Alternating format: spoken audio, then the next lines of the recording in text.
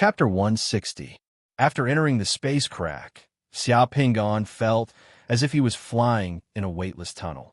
Lights and shadows were flickering around him, and all kinds of colorful lights were swirling around him like a nebula. The clothes that he was wearing before were like sand in running water, dissipating little by little. In the blink of an eye, Xiao Pingon felt that he was completely naked from head to toe. Sure enough, after entering the space crack, one couldn't bring anything else with him. Not only the things on his body, but even the small amount of ammunition and 2 sets of clothes that Xiao Pingon had placed in his space warehouse were automatically squeezed out of the secret mandala space warehouse after Xiao Pingon entered the space crack, just like toothpaste being stepped out by an elephant. They dissipated little by little in front of Xiao Pingon like quicksand. He didn't lose a lot of things. Those were only used by Xiao Pingon to test if he was an exception. As it turned out, when he was passing through the space crack, he was no exception. Yin Duo, Wu Zhanfeng, and the others followed closely behind him into the space crack. However, when Xiao Pingon looked around, he couldn't see anyone else. A few minutes after entering the space crack, Xiao Pingon felt a red light pouring in from the space crack. Then, the nebula that had been swirling in front of him started to become chaotic. The entire space crack seemed to be shaking and twisting, making him dizzy and seeing stars. He felt as if his brain was about to be shaken out.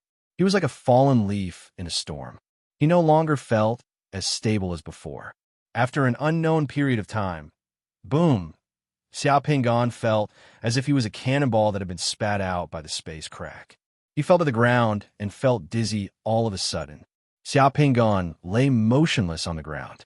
After a full 2 to 3 minutes, Xiao Pingon finally felt the terrifying dizziness in his head and the little stars in his eyes gradually disappear. He gradually recovered. The soil under him was a little loose. Xiao Pingon's face was stuck to the ground. He could smell the scent of the soil with his nose. The scent was unique to the wild and primitive smell of the forest soil. It was the scent of the soil and fallen leaves that had coexisted for countless years. At once, Xiao Pingon became alert. Wasn't there a cave on the other side of the space crack? The scent that he smelled was wrong. Xiao Pingon slowly opened his eyes. The surrounding light was a little dim. As far as the eye could see, there was a huge pine tree. The trunk of the pine tree was right in front of his head. The trunk of the big tree was almost as thick as a house. It was completely possible to open a tunnel in the trunk. Not a cave. There couldn't be a tree in a cave. Xiao Pingon's face changed as he completely woke up. He instantly got up and squatted on the ground as he glanced around vigilantly. This was indeed not a cave. There were huge pine trees with frighteningly thick trunks all around. There was a layer of clouds in the sky. Behind the hazy clouds, there were 2 moons, one big and one small. The big moon was a semicircle, while the small moon was a crescent shaped like a sickle. The moonlight penetrated through the clouds and covered the surrounding woods. There was a thin layer of fog in the woods. The air in the woods carried a wisp of chill before dawn. How could it be here?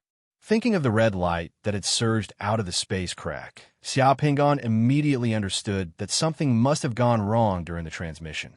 But where is this place? Am I still on that deserted island? Xiao Pingon used his remote vision to look around from the air. This was not a deserted island. Within a radius of 100 miles, there was only forest and wilderness. The vegetation in the woods was abnormally tall. There was not a single sea in sight. He only saw a river a few miles away. In the forest, there were a few scattered small villages. This was definitely not a deserted island. But where is this place? Xiao Pingon could only scratch his head. Wait, this forest seems to be too quiet. The sounds of the surrounding birds and insects seem to have disappeared. This doesn't seem right. Xiao Pingon reacted all of a sudden. He sniffed carefully and discovered that there was a murderous and bloody aura floating in the surrounding air. Xiao Pingon's heart skipped a beat. He glanced around, quickly found some leaves and vines, and wrapped them around his body to cover his private part. Once again, he was Yu Chao. After making the most primitive clothes and putting them on, Xiao Pingon summoned the black dragon and let the black dragon lead him to the place where the bloody smell came from. After walking for 2 kilometers in the woods, Xiao Pingon finally found the source of the bloody smell. In a large valley full of rocks, there were more than 100 scattered corpses. The blood flowing from the corpses made the air of the valley smell like a slaughterhouse.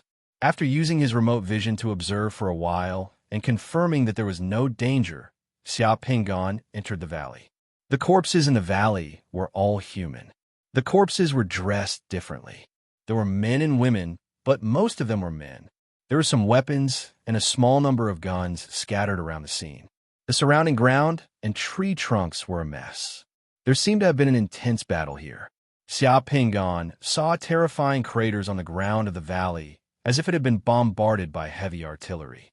There were also large patches of blackened rocks and icicles stuck in the ground that hadn't completely melted. These were all traces left behind by the use of spells. The valley was filled with a thick aura of divine power.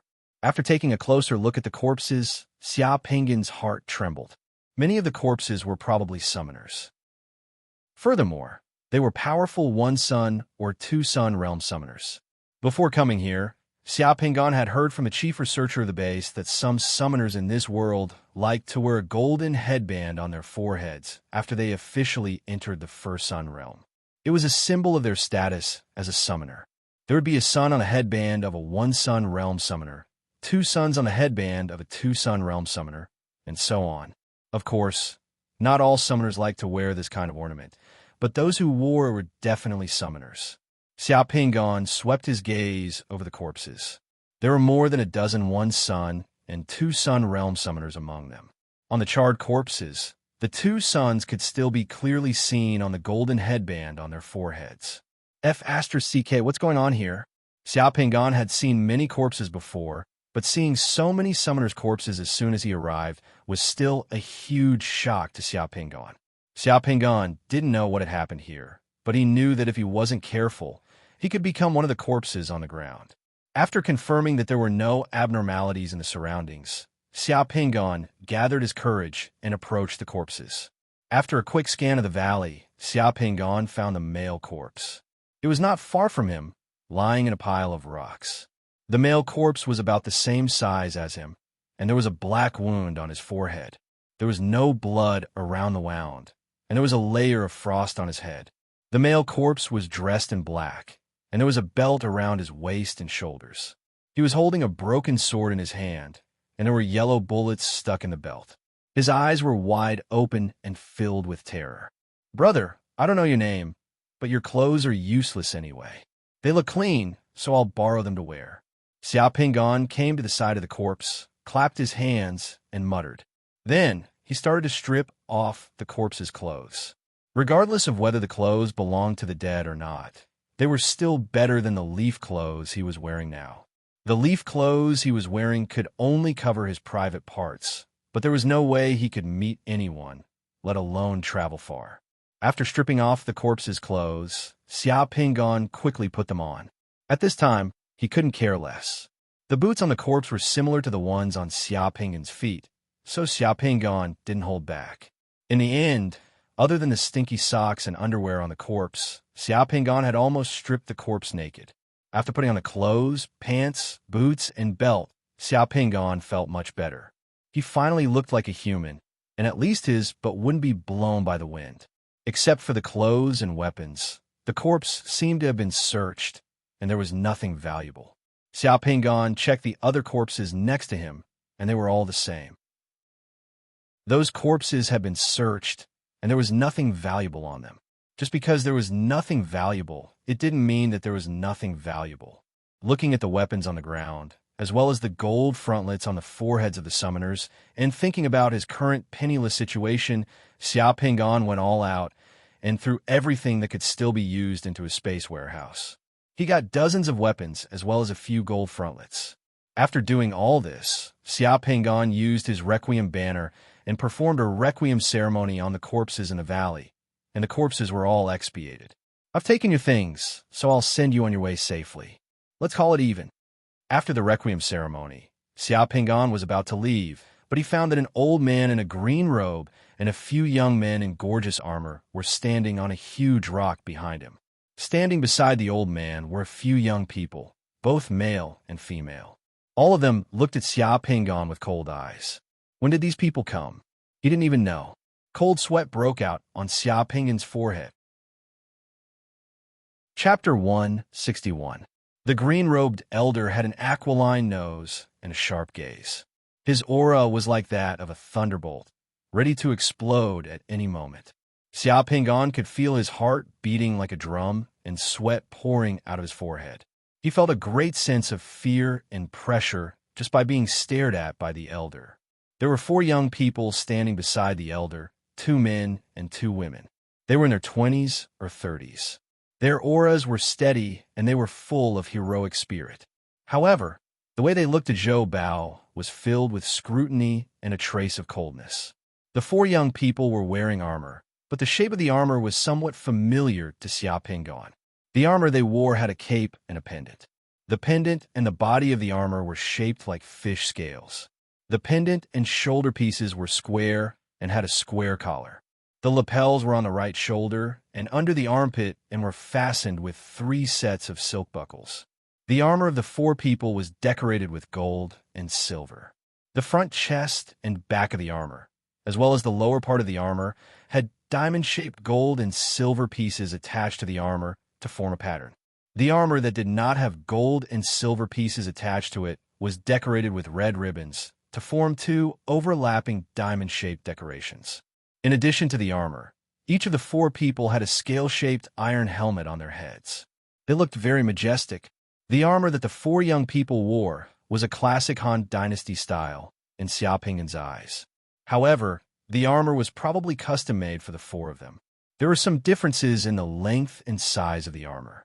There was also a trace of divine power on the armor, and the armor plates faintly glowed. The armor seemed to be a magic weapon.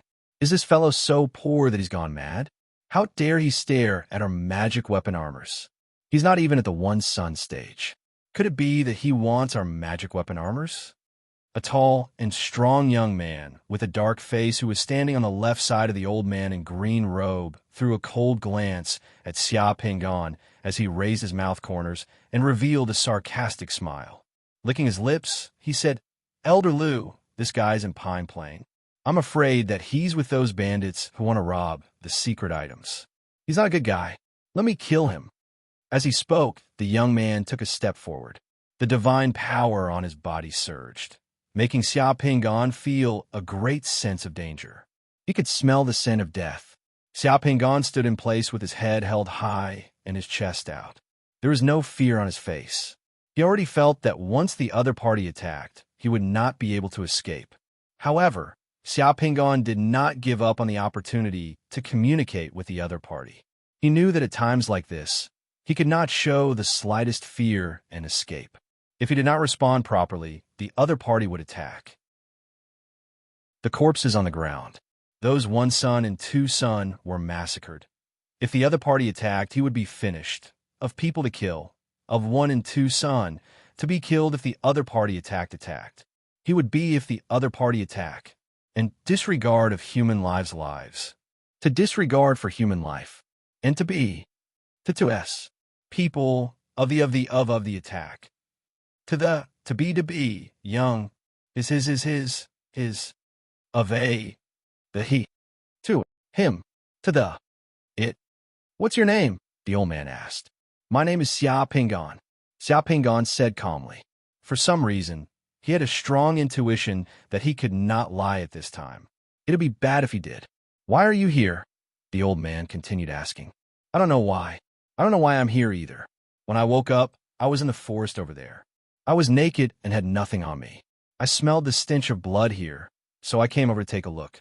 Then I found these corpses. I didn't have any clothes or anything on me, so I borrowed their things. I didn't take their things for free.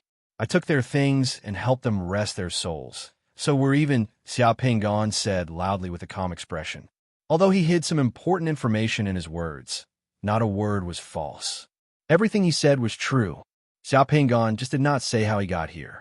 Could it be that this person was robbed by the soulless technique? Even his clothes were stripped clean.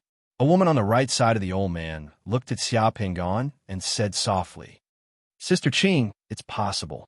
Look at him. He even wants the scrap metal on the ground. As long as he can sell it for money, he won't let go of anything. I guess he's really poor. Now, there are people from all walks of life gathered in Wansong Plain. Another man said. After hearing Xia Pingan's words, the old man in the green robe looked at Xia Pingan with a slightly gentler gaze. The pressure on Xia Pingan suddenly decreased a lot. "Did you summon that dog?" the old man in the green robe asked as he pointed at the black dragon not far away. Xia Pingan looked at the black dragon and found that the black dragon was dozens of meters away.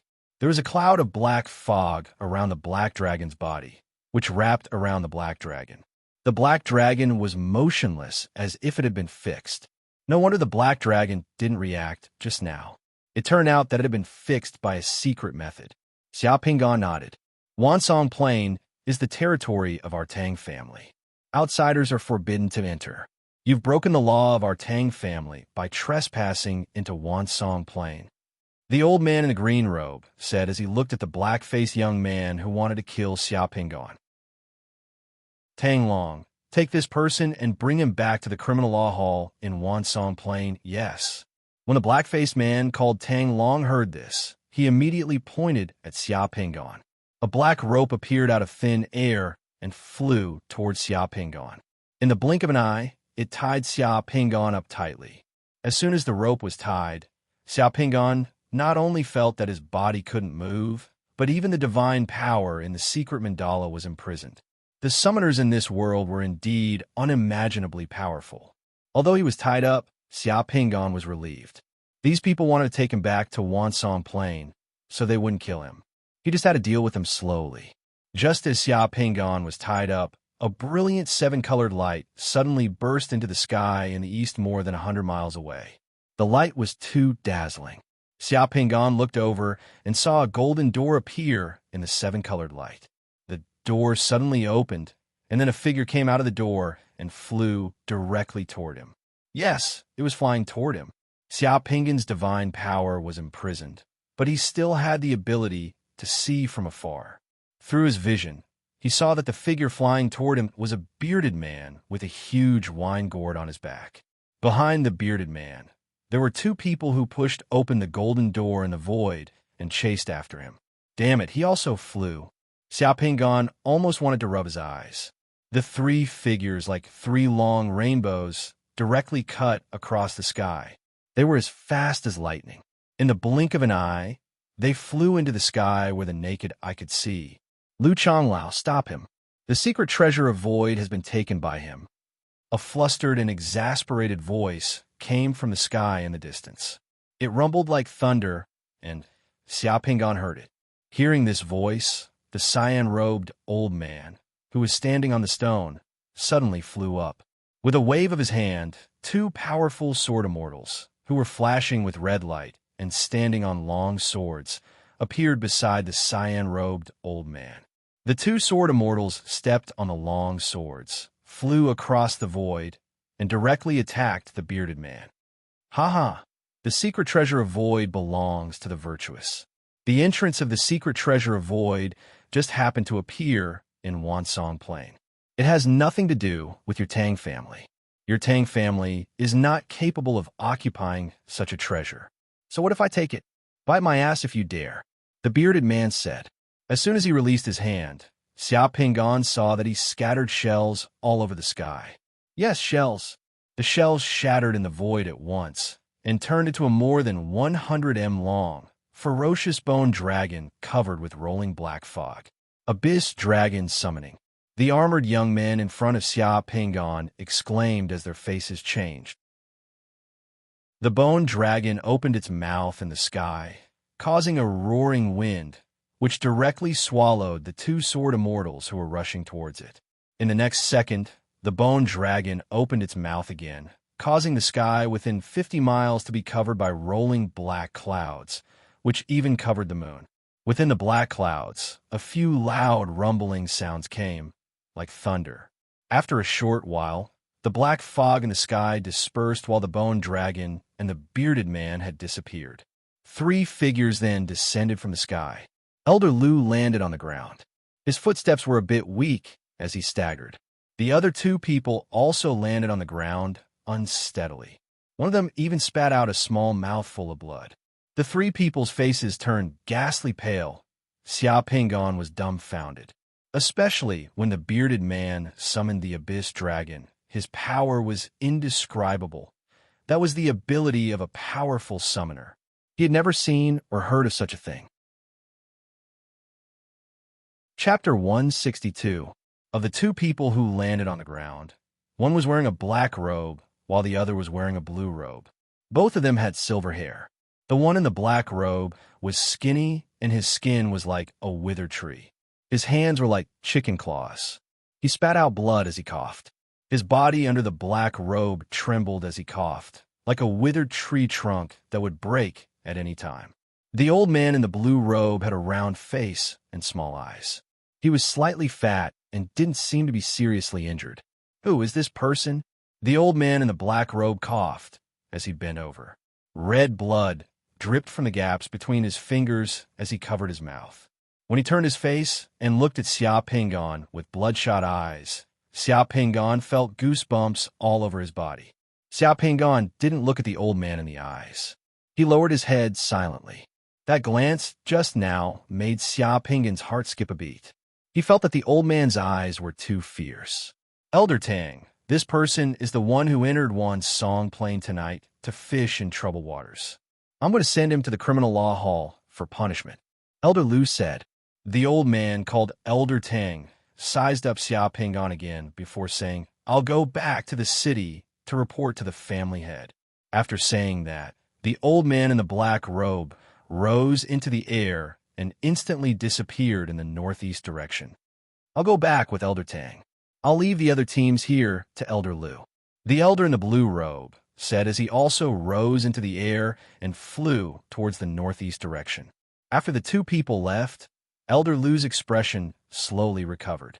He glanced at Xia Pingon before saying to the four young men, "You guys escort him back to Wan's Song City first. I'll patrol this place again in case someone takes the opportunity to make trouble and affect the prestige of Tang family," Elder Lu said as he waved his sleeve. A string of flames flew out from his side and landed on the corpses in the valley. Those corpses were immediately set ablaze and turned into ashes in the blink of an eye. Then, Elder Lu also left in another direction. Xia Pingon had been observing the situation in the surrounding forest with his remote vision ability. When the seven-colored light and the golden door appeared in the sky, there was indeed some movement in the surrounding forest. He could feel more than one divine power, aura, rapidly approaching the place where the seven-colored light appeared. However, after the subsequent battle, the seven-colored light and the door in the sky disappeared, and the divine power aura in the nearby forest also dispersed. "Let's go too." The dark-faced youth called Tang Long grabbed Xia Pingon and carried him on his shoulder. He then said to the others. The four of them didn't stay in the valley any longer as they rushed towards the northeast with Xia Pingon. Although the four of them couldn't fly, their running speed on the ground was also incredibly fast. It was as if they had mastered the legendary lightness skill. They could leap over eaves, vault over walls, and cross mountains and rivers. With one stride, they were more than 10 meters away. They ran on the ground as fast as lightning. They could cross over 7 or 8 meters high cliffs and rivers that were more than 10 meters wide. Their speed was at least twice as fast as Xia Pingon's current running speed. The most amazing thing was that the four of them, 2 men and 2 women, didn't feel tired at all. Xia Pingon's weight was not light, but being carried by the black-faced youth, it did not affect that person's speed at all. After running for more than an hour in the forest full of tall pine trees, the sky gradually brightened and a red sun appeared on the eastern horizon. Being carried by someone, Xia Pingon couldn't move. He could only feel the strong wind blowing against his face. Occasionally, branches and leaves would brush past his head and face. After running for more than an hour, Xia Pingon's hair was disheveled and he looked pitiful. Ahem, ahem. Can you tell me which province and which region is Dawan City? Xia Pingon asked while being carried by someone. You came to our Tang family's Dawan City to look for treasures, but you don't know where Dawan City is? Tang Long, who was carrying Xia Pingon, asked. I didn't mean to offend the Tang family. My mind is blank now. Except for my name, I can't remember anything else. I even forgot where I came from. Xiao sighed. This is the consequence of being affected by the soul-losing skill. The soul-losing skill will make you forget a lot of things. It's said that some seriously affected people will become idiots. Their intelligence will be as low as that of a 7- or 8-year-old child. You're lucky that you can still remember your name. A woman said, "This guy is really lucky. So many people have died in Dawan City these days. Many of them died before even touching the door of the secret treasure void. He's lucky that he's still alive. In fact, I hate dissolute summoners like you the most. You're not good enough, but you always want to get some secret treasures. If there's really something good, it won't be your turn. Why don't you just learn from your master and practice?" Another man said. Another woman sighed as she looked at Xia Pingon sympathetically. "Remember, this is the southern territory of the Gold Moon continent." Hearing this answer, Xia Pingon was shocked. This was not the Wood Flood Dragon continent, but the Gold Moon continent. The distance between the Gold Moon continent and the Wood Flood Dragon continent was more than hundreds of millions of miles. It seemed that none of the previous batches of people who participated in the Heavens Patching Plan had set foot in the Gold Moon continent. I wonder how Yin Duo and the others are doing. When we meet again, Xiao Pingon became silent. I can only rely on myself here. At noon, a huge city on the plain appeared in front of Xiao Pingon. It was a city with a bizarre style. Looking from afar, Zhang Tai could see the tall chimneys in the factory area around the city. Besides chimneys, there were many tall steeples in the city that were as eye-catching as those chimneys. Around those tall spires, there were all kinds of buildings densely packed together. In this world, summoners with status and strength would build their own summoner tower, and the summoner tower would become one of the symbols of summoners. Xiao Pingon knew this before, and seeing so many summoner towers in a city with his own eyes still gave him a shocking feeling. The sky of this world was very blue, even with those tall chimneys standing erect. Under the blue sky and white clouds, there were a few airships floating in the sky. This scene was filled with a strange beauty. What made Xiao Pingon feel even more incredulous was that he saw grasshoppers. They were huge locusts that were 3 to 4 meters long. Some of the locusts were emerald green, while others were slightly yellow or yellowish brown. Those locusts had reins on their heads and saddle-like seats on their backs. Many people were riding on the locusts as they hurried on their journey. Those grasshoppers ran on the ground as if they were flying. From time to time, they would jump up into the air and spread their wings. They would glide for hundreds of meters in the air, land on the ground, and then fly up again. Their speed was faster than that of a car, and they could adapt to any terrain. When they encountered a river that was dozens of meters wide, those grasshoppers did not walk on the bridge. Instead, they directly jumped up from the ground and flew across in the air. Those who sat on the grasshoppers' backs all rode those grasshoppers as if they were riding horses. They held the reins in their hands and looked calm. Those grasshoppers that were more than 3 meters long could only seat one person. Some grasshoppers that were more than 4 meters long could even seat 2 people. There were also grasshoppers that didn't jump or jump. They walked obediently on the ground, pulling a carriage behind them. The carriage was filled with various fruits and vegetables. The person riding the grasshopper wore a straw hat and was dressed casually. He was dressed like a farmer. Grasshoppers were the means of transportation for most people in Dawan City. Apart from grasshoppers, there were few 4-wheeled vehicles on the road. Besides grasshoppers, there were also huge dragonflies in the sky. The dragonflies were like helicopters, buzzing as they flew across the sky one by one. Almost all of the dragonflies had people sitting on their backs. There was no city wall in this city. However, there was a group of huge castles in the center of the city. There was a huge Tang character on the city wall at the entrance of the castles, which was as same as that of the Fire Country. The 4 disciples of the Tang clan led Xiao Pingon through the city. Xiao Pingon looked at the buildings in the city, and he was dazzled by the locusts and dragonflies. There were factories, schools, and shops in this city. Xiao Pingon even saw a bustling vegetable market. Some people were quarreling in the vegetable market. Their faces and ears turned red. Policemen on the street were blowing whistles to direct traffic. Some policemen were chasing after thieves. Thieves were fleeing in the crowd on the street. In the blink of an eye, they had entered alleys. The city was full of life.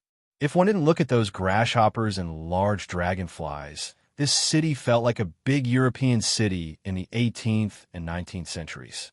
As for the grasshoppers that entered the city, they were tied to the side of the road one by one like horses. There were even rail cars in the city. The liveliness of Dawan City was beyond Xia Pinggan's imagination. Xia Pinggan, who was carried by someone, also attracted a lot of attention along the way. Chapter 163. This man has trespassed into our Tang family's pine plain. Elder Liu asked me to bring him back to the criminal law hall. After bringing Xia Pinggan to the Tang family's castle, the black-faced youth Tang Long directly came to the criminal law hall. Until now, Xia Pinggan's hands were still tied up. Is it those dissolute summoners again? A middle-aged man with a mustache walked over from the criminal law hall and sized up Xia Pinggan from head to toe. We've caught a lot of such people in the city these days. Do you have any special instructions from Elder Liu? No special instructions. Well, I see. Leave it to us. The man with the mustache smiled and waved his hand. Two disciples of the criminal law hall walked over with two silver-white, strange metal rings in their hands. There were also chains in the metal rings, similar to handcuffs. They directly wrapped around Xia Pinggan's wrists and locked them in place with a kacha sound. As soon as the metal rings were locked, Xia Pinggan felt that his divine strength and physical strength were completely confined. He could not exert any strength at all. Even the divine strength in the secret mandala seemed to have been frozen. Tang Long waved his hand, and the rope that bound Xia Pinggan flew back to his hand. This person's body has been integrated with a space teleportation equipment. There are weapons in it. We have to search it. Don't let him take advantage of any loopholes. The man waved his hand as he ordered the two disciples of the criminal law hall. Take him through the empty gate and put him in prison. Yes. Xia Pinggan was then escorted by the two disciples of the criminal law hall towards a room in the criminal law hall. After that, they came to a spacious room. The room was a bit strange. There was only a 2-meter-high metal arch in the middle of the room. The two disciples of the criminal law hall escorted Xia Pinggan through the metal arch. The moment he passed through the metal door, Xia Pinggan felt as if he had entered a spatial crack once again. His entire body felt weightless for an instant. The things he had placed in the spatial warehouse all shook and burst out of the spatial warehouse, crashing onto the ground. Xia Pinggan didn't feel bad about losing those things at all. However, the various methods used to deal with summoners in this world were an eye-opener for Xia Pinggan. Is this guy selling weapons? Why does he have so many things on him? At the sight of the broken sabers, swords, guns, and ammunition, the two disciples of the criminal law hall who escorted Xia Pinggan were also stunned. One disciple of the criminal law hall fiddled with the things on the ground with his foot as he curled his lips in disdain. They're all common goods. They don't even have any celestial devices. That's enough. These dissolute summoners are all poor bastards. How could they have anything good? Put them in jail. The two people escorted Xia Pinggan out of the room and through the corridor to another place. After that, they went underground and arrived at the prison of the Tang clan. After that, they threw Xia Pinggan into a huge cell. There were already more than 20 people in the cell. They were of all shapes and sizes. All of them were standing lazily in the cell, wearing silver bracelets on their hands. The only light in the cell came from a ventilation window at the top. Huh, here comes another unlucky guy. Some people sneered. After throwing Xia Pinggan in, the door of the cell was closed. Xia Pinggan glanced around the room and found a place to sit against the wall. The prison cell looked clean and wasn't filthy. It was much better than Xia Pinggan's expectations of a water dungeon filled with maggots and dead rats. Brat, where were you caught from? A guy who had not shaved for more than half a month asked Xia Pinggan. He was sitting beside Xia Pinggan. Wan Song Yuan. Xia Pinggan replied. Ah, Wan Song Yuan. Once they heard that Xia Pinggan was captured from Wansong Plain, The people in the prison cell immediately became interested, and almost all of them gathered around. Come on, what's the situation in Wan Song Yuan? Has the secret treasure of void in Wan Song Yuan appeared? Have any powerhouses arrived? The people who gathered around started to ask questions at the same time. Xiao Pingon did not hide anything and told them everything that he had seen. The Tang family has indeed been defeated. Haha. Someone slapped his thigh and laughed. I knew it. With the Tang family's ability, how could they have taken the secret treasure of void in Wan Song Yuan? Even if the Tang family could capture us, they would still be defeated by a real powerhouse. I wonder who the person who defeated the Tang family is. How could he summon the Abyss Dragon? He must be at least at the Four Sun Realm. By the way, how did you get in here? Xiao Pingon asked. Damn it. I heard that the secret treasure of void appeared in Wan Song Yuan and wanted to try my luck. I didn't expect to be caught by the Tang family's patrol team as soon as I arrived in Wan City. A guy with disheveled hair said bitterly. Me too. The group of people in the cell cursed. Looking at the group of people in the cell, Xiao Pingon shook his head inwardly. If these guys had gone to Wan Song Yuan, they wouldn't have gotten a share of the secret treasure of void. Perhaps they would already be corpses. Since there was nothing to do in the cell, Xiao Pingon chatted with these people and learned a lot of useful information from them. Little by little, the information gave Xiao Pingon a better understanding of the situation in the southern region of the Golden Moon continent. The Tang family had been rooted in the southern region of the Golden Moon continent for hundreds of years, but it was only a small family that owned only one city. There were many big and small family forces in the southern region of the Golden Moon continent, but these forces were sandwiched between several large forces. The Devil Wolf Empire of the Devil Wolf Clan and the Devil Kingdom of Chaos were further south and southwest of the southern region of the Golden Moon continent. The Divine Kingdoms of the Dark War God Sect and the Moon God Sect were located in the north and northwest of the southern region of the Golden Moon continent. A divine kingdom could have many divine kingdoms, but a divine kingdom could only have one divine church. A divine church was a force left behind by the god of this world. When Xiao Pingon heard about the Dark War God Sect, his heart skipped a beat. This was because the Dark War God Sect was his original target. The Dark War God Sect was one of the largest human forces in Yuanxiu. Relying on one person and dozens of people to find and destroy the Dark Pagoda was too weak. If he could grasp the power of the Divine Church and complete this task on a large platform, it would be a different scene. At night, in the secret chamber of the Tang family, the Tang family's patriarch and 4 elders were here. The Tang family had failed in the competition for the void treasure in the Pine Plains. As the few people in charge of the Tang family, they naturally had to review the matter here.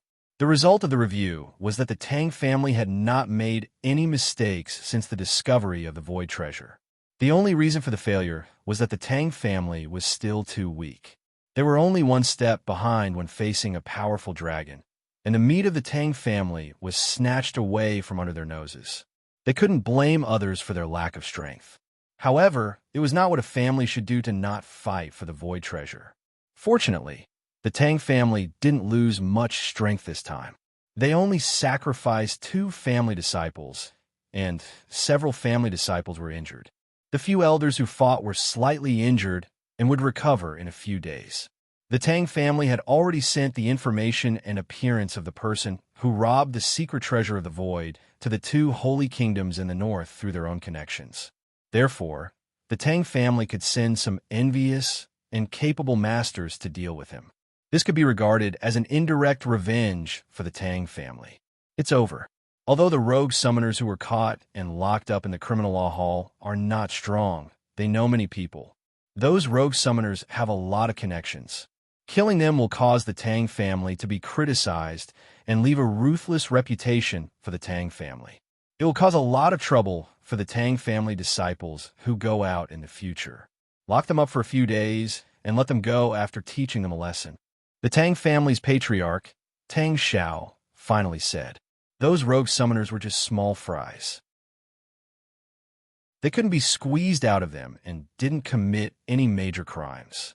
Killing them wouldn't help the situation and would cause some trouble if people criticized them. Therefore, the most appropriate method was to lock them up for a few days and let them go. Although the rogue summoner called Xia Pingan, whom I asked Tang Long to catch from the Wansong Plains, isn't strong and isn't even at the One Sun realm, he can use the perfect grade Requiem banner and even fuse with the spatial equipment. When I saw him earlier, he seemed to have been hit by the soulless spell. Everything on him had been taken away, including his clothes, and he was wearing the clothes of the dead. He took the things of the dead and even calmed the souls of the dead. He shouldn't be an ordinary person to be able to use the perfect grade Requiem banner. The person who used the soulless spell to rob him probably knows his background and didn't dare to offend him, so he left him alive. If such a person dies in the hands of our Tang family, it will indeed be very troublesome. Elder Lu said, to be able to use the perfect grade Requiem banner and fuse with his spatial equipment, he must have a master or family background, taking the things of the dead and calming the souls of the dead. This behavior is indeed like that of a disciple of a large family with strict family rules. Tang Xiao stroked his beard and nodded lightly. Many disciples of large families will go around to gain experience as rogue summoners when they reach adulthood. Elder Lu is indeed prudent. After a few days, let the criminal law hall release that person, lest he makes unnecessary enemies for the Tang family. Yes, as Elder Lu and Tang Xiao spoke, they didn't notice that the other Tang family elder, who had been coughing just now in the conference room, lowered his gaze when he heard this. A strange look flashed across his eyes. Xia Pingan was locked up in the cell for half a month. Half a month later, Xia Pingan was taken out of the cell and interrogated in the Tang family's criminal law hall. Because he had trespassed into the Tang family's territory without permission, the facts were irrefutable. According to the Tang family's laws, those who trespassed into the Tang family's territory would be locked up for half a month and punished slightly. The people from the Tang family's criminal law hall took out something and had Xia Pingan sign and admit his actions. After that, they released Xia Pingan. The Tang family didn't keep a single piece of the scrap metal that Xia Pingan had picked up in the territory. They were quite particular about doing things and returned all of it to him. Walking out of the Tang family's castle alone, Xia Pingan raised his head and narrowed his eyes to look at the sun in the sky. He then sniffed at the clothes on his body that were already whooshing and infested with lice. Finally, he glanced at the Tang family's castle before turning around and striding toward the pawn shop in the city. However, just as he walked a few streets, Xia Pingan's heart trembled and the hairs on his neck stood on end. The scorching sun hung high above his head, and the streets were bustling with activity. A few large grasshoppers hopped past him. When the surrounding people saw that Xia Pingan was a little unkempt, they all avoided him in disdain. However, Xia Pingan knew that he was being watched. Because he had the ability to sense things from afar, his senses were also abnormally sharp. The moment he was being watched, he would feel it. The hairs on his neck stood on end. The person who was watching him was far stronger than him and had ill intentions towards him. Xia Pingan's footsteps were normal on the streets, but in his heart, all sorts of thoughts were rapidly running through his mind. Chapter 164. Sir, are you really going to pawn these things? The shopkeeper of the pawn shop looked at Xia Pingan through the window as if he was looking at a robber. That's right. How could a normal person take out so many things at once? Those things looked like they belonged to murderers and robbers. Especially those gold headdresses. They looked like they were obtained through shady means. Since Xia Pingan took out those sabers, swords, guns, bullets, and gold headdresses from his space warehouse, 2 security guards of the pawn shop silently appeared in the business hall. Their 4 eyes were fixed on Xia Pingan. One of the security guards had obvious waves of divine power, which meant that he was trying to tell Xia Pingan, "Brother, don't try anything funny. I'm also here to help you." There was probably no such thing as gun control in Dawan City. Just now, Xia Pingan had seen several gun shops on the way here. Those shops sold gunpowder, guns and ammunition of various lengths. There were also many shops selling cold weapons. Many pedestrians on the street carried sabers and guns. Yes, pawn them all, Xia Pingan said directly. Shopkeeper, Name your price. These sabers, swords, and pistols are a bit worn out. Their color is not very good. These gold headdresses can only be used by summoners. I have to melt them again. How about 46 gold coins? The shopkeeper stared at Xia Pingon with his small eyes. He had already decided that if Xia Pingon bargained, he could persuade him to add 2 more gold coins. Okay, 46 gold coins it is, Xia Pingon said directly, not bothering to haggle.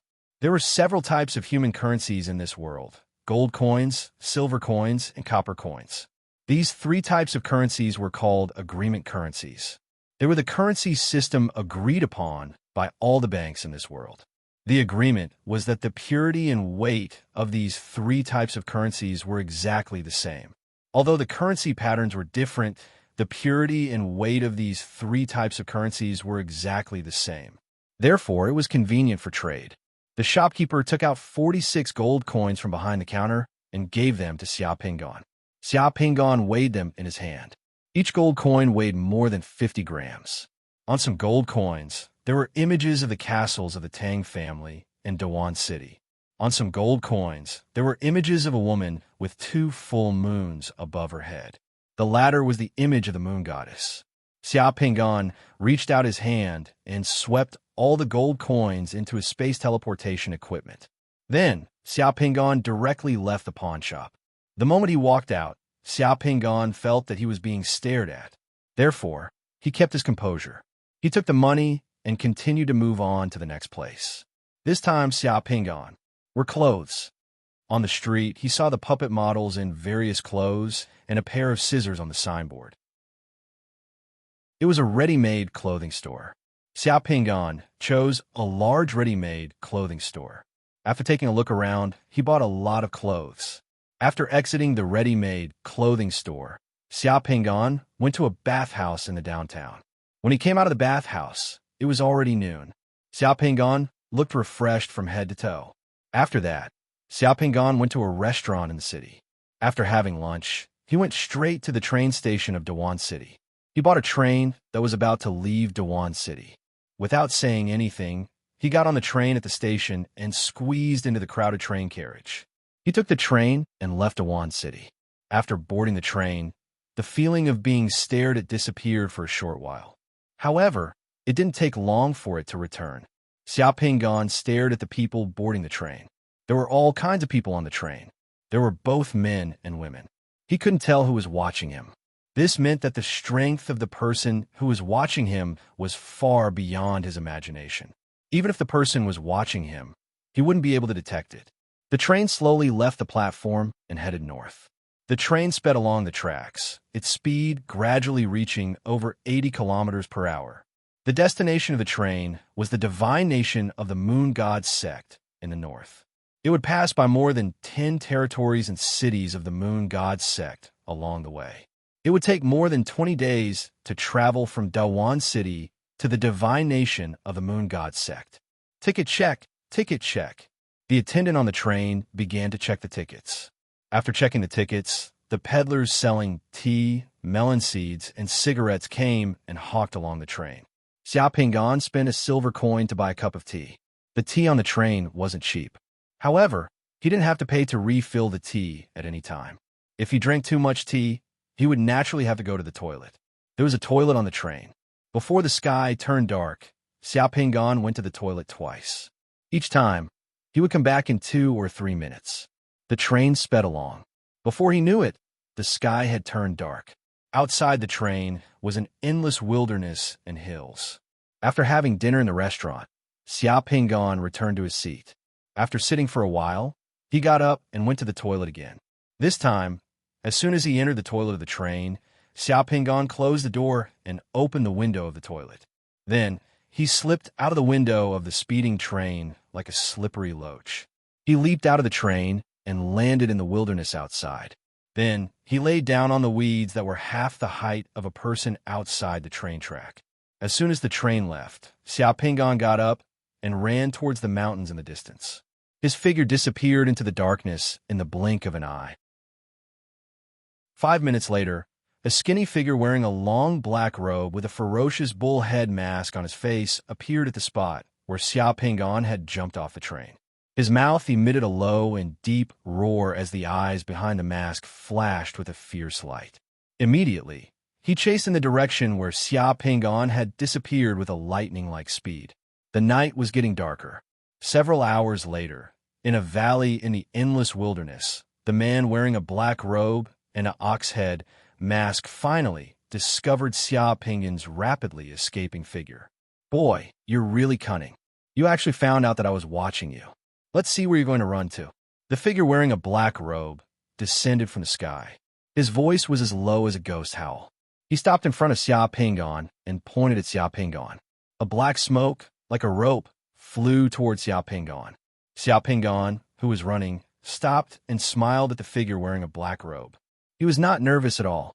Just as the figure wearing a black robe felt a little strange, the black smoke-like rope touched Xia Pingon. Xia Pingon's figure shook a little, then turned into smoke and dispersed. Illusion, playing with the warlord with a fire beacon. The figure wearing a black robe suddenly roared. He did not expect that after chasing for half the night, he would be played by a boy in the end. He had lost a lot of face. The point was that he had been distracted by the illusion for such a long time. That boy had already escaped to God knows where. The figure wearing a black robe flew into the air and scanned the surroundings. Under the night sky, the wilderness was vast and there were hills everywhere. There was not a single person to be found. When Xia Pingon's illusion was broken, Xia Pingon, who was hiding in a tree hole in the woods 50 miles away, suddenly opened his eyes. His eyes flashed with astonishment. There was a mysterious connection between the summoner and the illusion. Not only could Xia Pingon control the direction of movement of the illusory figure, but he could also sense what the illusory figure saw and heard. Although the figure wearing a black robe and a bull's head and a devil's face mask did not show his face, Xia Pingon immediately thought of the black-robed elder of the Tang clan. Why would that elder of the Tang clan want to harm him? He had only met him once, and there were no other grievances between them. Xia Pingon did not know the reason behind this, but he was clear that wolves did not need the consent and understanding of the sheep to eat them. Everything in this world was like this. Under the protection of the green protective boundary, Xia Pingon hid in the tree hole for 5 days. After 5 days, after confirming that the elder of the Tang clan had left, Xia Pingon drilled out of the tree hole. After identifying the direction, he rushed towards the north. Chapter 165.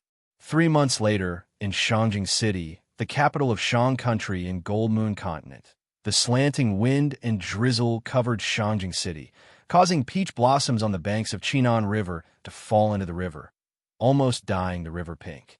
Chinan River flowed all the way to the east. After bypassing the north of Shangjing City like a moat, it went straight to the sea. Over 300 miles to the east of Shangjing City was the sea, which was also the Donggang district of Shangjing City. Over half of the goods, money and grains that were transported from the south of Shang Country to Shangjing City were transported to the Donggang district by sea. Needless to say, the Donggang district of Shangjing City was prosperous. On the number 7 pier of the Donggang district, a huge cruise ship with 3 huge chimneys and a length of over 200 m slowly approached the shore with the sound of the steam whistle. As this huge cruise ship approached the shore, the passengers who had stayed on the cruise ship for over half a month got off the ship one after another in the drizzle with large and small bags. For many people, Shangjing City was a place of dreams. It was the capital of Shang Country, the seat of the Dark Battle God Church in Goldmoon Continent. It was the most prosperous and largest city in Goldmoon Continent with over 10 million residents. It seemed that as long as a person came here, he or she would be related to numerous wealth, reputation, status, prosperity, and those big figures who influenced the pattern of all countries. In Shangjing City, numerous people came here every day to seek for gold. Numerous people expected to soar into the sky and amaze the world with a single brilliant feat. Pinyin, my young friend, the camp of the Judgment Army of Dark Battle God Church, is in Phoenix Feather Mountain in the north of Shangjing City. It's a long way from here to Phoenix Feather Mountain. I wish you a bright future as an adjudicator in Shangjing City. If you're free, you can come to Wanli Bookstore in the East Avenue of Shangjing City to have tea and play chess with me. On the cruise ship, a well-dressed old man wearing a top hat, gold-rimmed glasses, and a cane in his hand was bidding farewell to Xia Pingan. This old man was Xia Pingan's roommate on the cruise ship. Xia Pingan stayed in a two-person economy cabin on the cruise ship, and this old man was the other guest in the cabin. The old man's surname was Jing, and his name was Jing Yuxing. He was a native of Shangjing City and opened a small bookstore in Shangjing City. Some time ago, the old man went to Jianzhou to visit a friend. When he came back, he took this cruise ship and stayed in the same room as Xia Pingan. These days on the cruise ship, when the old man was bored, he would play chess with Xia Pingan and chat. After more than half a month, they got along very well. Thank you, Elder Jing. After I settle down, I will find time to play chess and drink tea with you, Xia Pingan said to the old man with a smile. In Xia Pingan's impression of this old man, although he was a bookstore owner, he spoke well and was knowledgeable. For half a month, Xia Pingan learned a lot just by chatting with this old man. Well, that's a deal. Elder Jing revealed a smile as his face turned a bit solemn. He then said earnestly, before leaving, this old man has one more word for you. Shangjing City is the most prosperous and dangerous place in Gold Moon Continent. As you're new here, even if you're ambitious, you'd better be careful. Do you know why the locals in Shangjing City don't eat the fish in China River? Why? Elder Jing pointed at Qin Anha River not far away inside. Qin Anha River would be cleaned every 10 years. God knows how many ships' worth of corpses would be cleaned each time. Those corpses were either tied up with iron chains, beheaded, broken bones, broken tendons, or even black bones. Who would eat the fishes from this river? Thanks for your advice, Elder Jing. I will be careful, Xia Pingan said seriously. If that's the case, let's part ways here. Elder Jing bade farewell to Xia Pingan. After that, he drew out a black oilcloth umbrella from his suitcase. After opening the umbrella, he carried the suitcase and went down the stairs on the deck, disappearing into the crowd below. Elder Jing was not young. However, he was very vigorous and didn't look old at all. Even with a suitcase in hand, he still straightened his back. Seeing Elder Jing leaving, Xia Pingan also carried a suitcase and got off the ship in the crowd. The leather suitcase was bought by Xia Pingan before. It was a brown leather suitcase, which was quite normal. People who traveled long distances did not carry a leather suitcase with them. It was too conspicuous to walk in the crowd. Many people would look at them curiously, and if they carried a leather suitcase, they would look much more ordinary. The drizzle sprinkled on Xia Pingan's face, making him a bit cold. Walking towards the wharf in the crowd, Xia Pingan felt that he had returned to the days when he drifted in Beijing. It was too similar. In his previous life, he drifted in Beijing to study and make a name for himself. This time, he came to Shangjing City for the same purpose. Shangjing City of the Shang Dynasty. It was the gathering place of resources, information, power, and experts in the Golden Moon Continent. At the same time, it also had the largest national library and national archives in the Golden Moon Continent. For a summoner, the fastest place to cultivate was not the deep mountains or old forests, but the bustling city in front of him. As long as he could make a name for himself in this city, the cultivation resources he could obtain would definitely be incomparable to other places. At the same time, it was also the most likely place to find clues about the Dark Tower. The Dark Battle God religion's defense force was called the Judgment Army. Those who could join the Judgment Army must be summoners. Furthermore, the Judgment Army recruited summoners from outside the Great Zhou Dynasty. As long as they were below the One Sun realm, they could come here to try and see if they could join the Judgment Army. Summoners who joined the Judgment Army were all 1 in 100. Once they joined the Judgment Army, they would become a member of the Dark Battle God religion's Judgment Army. Then, they would have found their organization. However, it was said that it was very difficult to join the Judgment Army, and the conditions were harsh. The Judgment Army summoners were almost 1 in 100. They chose the strongest of the strong and the best of the best. Xia Pingan followed the crowd that got off the boat and left the dock. After the bustling crowd walked out of the dock, they came to the street outside the dock. On the street, rows of rickshaws were parked by the roadside. Those rickshaws were almost identical to rickshaws. When they saw people coming out, those rickshaws pulled the rickshaws and ran over to pick up the customers. In addition to the rickshaws, Xia Pingan saw four-wheeled carriages, small cars, and trolley cars on the streets of the city. The large grasshoppers that he had seen in Dawan City previously were nowhere to be seen here. When the rickshaws rushed over, the people from the various broker houses waiting outside the dock also held up all kinds of recruitment signs outside. They were looking for nannies, maids, manservants, apprentices, bodyguards, and so on. When they saw a slightly attractive young woman carrying things out of the exit, a large group of broker house employees holding up recruitment signs for maids and nannies rushed over and began to promise all kinds of conditions. Some beggars and children selling newspapers also rushed over. The exit was a bit chaotic for a moment. The scene in front of him was somewhat similar to that of Shanghai in the old society. Xia Pingan, who was squeezing in the crowd, had just taken a few steps when he felt two chopsticks quickly reaching into his clothes pocket from the side. P.S. Thank you for your valuable advice. Tiger saw it. I've been a bit jammed these days, so the update time is a bit irregular. Please forgive me. I'm also here to reflect on myself. From tomorrow onwards, Tiger and everyone agreed that the daily update time will be fixed from 7:30 a.m. to 1 p.m. every day. All the updated chapters would be released during this time period. If the chapters were released after this time period, they would have to be updated. If they were not released after this time period, they would have to ask for leave from everyone for that day. I'll update today. Thank you, everyone. Chapter 166. Xiao Pingan reached out his hand and caught a wrist. He turned his head and saw a 14 or 15-year-old boy wearing a gray felt hat and clothes that were still wet from the rain. The boy's face was a little thin, and he was glaring at him with a ferocious look without a trace of fear. The two chopsticks in the boy's hands had already fallen to the ground. Damn it, what are you doing? Let go. The boy was not only unafraid, but also threatened fiercely. Xiao Pingan slightly tightened his grip, and the boy's face showed a trace of pain, but there was also a trace of cunning hidden in the pain. Ah! The boy screamed with a strong sense of performance, and then suddenly fell to the ground full of dirty water, twitching all over. The surrounding people who had just arrived in Shangjing were frightened and scattered at once.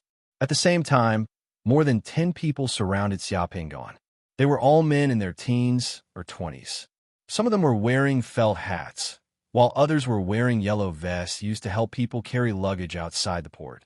They quickly surrounded Xia Pingan and stared at him with a ferocious look. Many of them put their hands in their pockets, which were bulging and looked like they were carrying sharp weapons. Xiao Pai, what's wrong with you? A man in his 20s with a flat face, with a pair of small eyes and eyebrows that were so light that they could not be seen, walked out of the crowd and asked loudly in a rough voice. Brother Hong, I just came over to ask him if he wanted me to bring my luggage. I didn't expect him to hit me. Ouch, ouch, it hurts. The young man on the ground screamed and twitched on the ground as if he was performing. Friend, we brothers are just doing hard work to make a living here. We help people carry their luggage to earn some hard-earned money. Don't you think it's too much to bully a kid like this? The young man called Brother Hong looked coldly at Xia Pingan and took 2 steps forward. It's fine if you don't want our service, but why did you hit us? That's right. Why did you hit us? Damn it. How dare you bully us? Be careful not to stab you to death. Beat him to death. Beat him to death. The surrounding people gathered and stared fiercely at Xia Pingan. Some people were shouting and threatening, and a few people stared at the luggage in Xia Pingan's hand. Xia Pingan looked down at Xiao Pai, who had fallen to the ground. He saw that when Xiao Pai twitched, he had kicked the 2 wooden chopsticks that fell to the ground into the crowd beside him. The people in the crowd kicked the chopsticks, and in the blink of an eye, the 2 chopsticks were kicked away and disappeared without a trace. This was a group crime with a clear division of labor.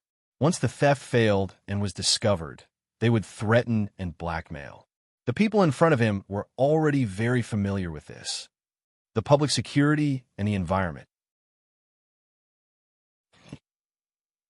Seeing that Xia Pingan didn't say anything and just looked around, those people who gathered around became emboldened at once. Brother Hong and several people in the crowd gave each other a look, and the surrounding crowd gathered around. It was noisy. Beat him, some people in the crowd encouraged. In the chaos, the surrounding people blocked the view of the people outside. A few hands grabbed Xiaoping's luggage with sharp blades in their hands. Some hands directly grabbed Xiaoping as if they were going to search him. Some hands turned into fists.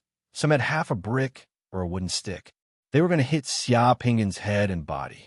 A few younger teenagers sneaked out of the crowd and wanted to hold Xiaoping's hand. Xiao Pai, who was twitching on the ground, stopped twitching at this time. With a vicious smile, he wanted to hold Xiaoping's leg. The scene in front of them was like a group of hyenas besieging a lion. In such a situation, ordinary people would find it difficult to deal with other than being beaten and robbed. However, those people might be able to cooperate closely like the hyenas, but Xiaoping was not as easy to deal with as a lion. Xiaoping's face was expressionless. He just picked up his suitcase and swung it around. The suitcase was knocked away. Fists, bricks, wooden sticks, hands, bodies, the people who surrounded him all rolled over in pain and fell to the ground. Brother Hong's head was hit by the suitcase. He was suddenly dizzy and flew 2 meters away. Io, Io, someone hit someone, someone hit someone, those people shouted together. Seeing that Xiaoping was so brave and had such amazing strength in his hands, those people who fell to the ground didn't dare to rush over for a while. Beep, beep. A policeman in a black uniform with a baton in his hand finally appeared when those people were calling for him. What are you doing? What are you doing? Who hit someone? The policeman was fat and walked over noisily. As soon as he came over, he asked loudly with a cold face. Officer, he hit someone, Brother Hong, who fell to the ground, and a group of people who were screaming in pain all pointed at Xiaoping. Officer, they're stealing things here, robbing things, and even hitting people. Aren't you going to do anything about it? Xiaoping said to the policeman. I didn't see what you said. They said you hit someone, so many people saw it. The policeman walked directly to Xiaoping with a stern face and a baton in his hand. The bricks on the ground, wooden sticks, and blades on their bodies are evidence. You'll know when you search. Hearing Xiaoping's words, the policeman's face became even colder. His pair of urinary eyes stared at Xiaoping with an unfriendly gaze, and he directly scolded, Do I need you to teach me how to handle a case? If you have anything to say it with me in the police station. As he spoke, the policeman took out the handcuffs on his waist and was about to handcuff Xiaoping. Xiaoping finally understood why these thieves and blackmailers were so rampant in the dock area. It turned out that they had a protective umbrella, a nest of snakes and rats. When he saw the policeman take out the handcuffs to handcuff him, he took a step back and avoided it. The policeman's face changed slightly. Damn, you dare to arrest me? Do you know who I am? Xiaoping blinked his eyes and suddenly asked the policeman a question. The policeman was stunned. Who are you? I'm not telling you. Xiaoping smiled faintly. The policeman's face changed, and he tried to grab Xiaoping again. Xiaoping's hand moved like lightning and grabbed the policeman's handcuffs. At the same time, he grabbed the policeman's wrist. The policeman staggered and was involuntarily dragged by Xiaoping to a nearby lamppost. Xiaoping's hand moved too fast. With 2 cracking sounds, the policeman was still in a daze. Before he could react, Xiaoping had already roasted him with his hands around the lamppost.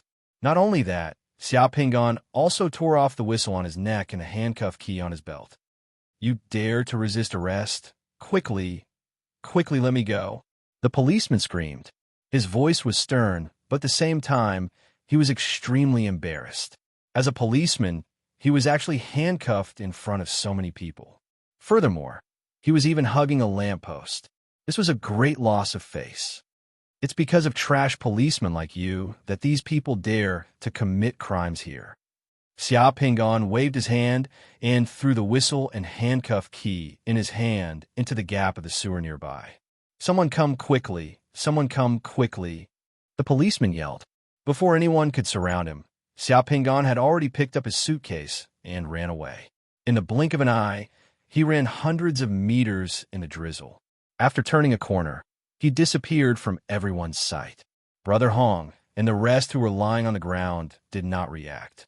They did not expect Xia Pingan to run. When they got up one by one and chased after him for a few steps, he was already nowhere to be seen. "You bastards, don't you have any brains? Quickly find the key and unlock my handcuffs." The policeman who was handcuffed to the lamppost yelled in exasperation. Brother Hong and the rest hurriedly turned around and opened the sewer cover in a flurry, trying to find the key. However, it was raining today, and the water in the sewer was a bit rapid. The key and whistle thrown by Xia Pingan into the sewer were washed away by the water and could not be seen anymore. The onlookers at the exit of the pier felt like they were watching a funny farce. The policeman was handcuffed, and a group of gangsters were saving the policeman. Policemen and civilians were really a family. Not far away, a black four-wheel carriage was parked by the roadside. At the back of the carriage, Elder Jing looked at what was happening through the dark glass window. When he saw Xia Pingan's figure disappear at the corner of the street, Elder Jing, who was sitting in the carriage, smiled. He pulled up the curtain of the carriage window and gently knocked on a wooden board in the carriage with his cane. "Let's go, Jia." The coachman, who was wearing a raincoat, shook the reins lightly, and the black four-wheeled carriage started to move. Xia Pingan moved very fast. After turning the corner and seeing that nobody was chasing after him, Xia Pingan directly stopped a four-wheeled carriage that had just got off. Four-wheeled carriages were used to carry passengers and pull people in Shangjing City. The headlights in front of the carriage were yellow, which was very easy to distinguish. The coachmen were wearing raincoats, bamboo hats, and rain hats. They sat in front of the carriage and held the reins like anglers sitting alone in the cold river. The camp of the Judgment Army. Although the road from the East Harbor to the camp of the Judgment Army in the north was smooth, it was still over 500 miles away. It would take almost one day for this carriage to run. Additionally, the weather was bad today, and it was a long journey. The moment the coachman wanted to refuse, Xia Pingan had already thrown a gold coin to him. As soon as he took the gold coins, the coachman seemed to have been injected with chicken blood. He quickly jumped off the carriage to carry Xia Pingan's luggage. The carriage started to move briskly in the drizzle. Xia Pingan touched his body and realized that he only had 2 gold coins and a few silver coins left from the money he got from Dewan City all the way here.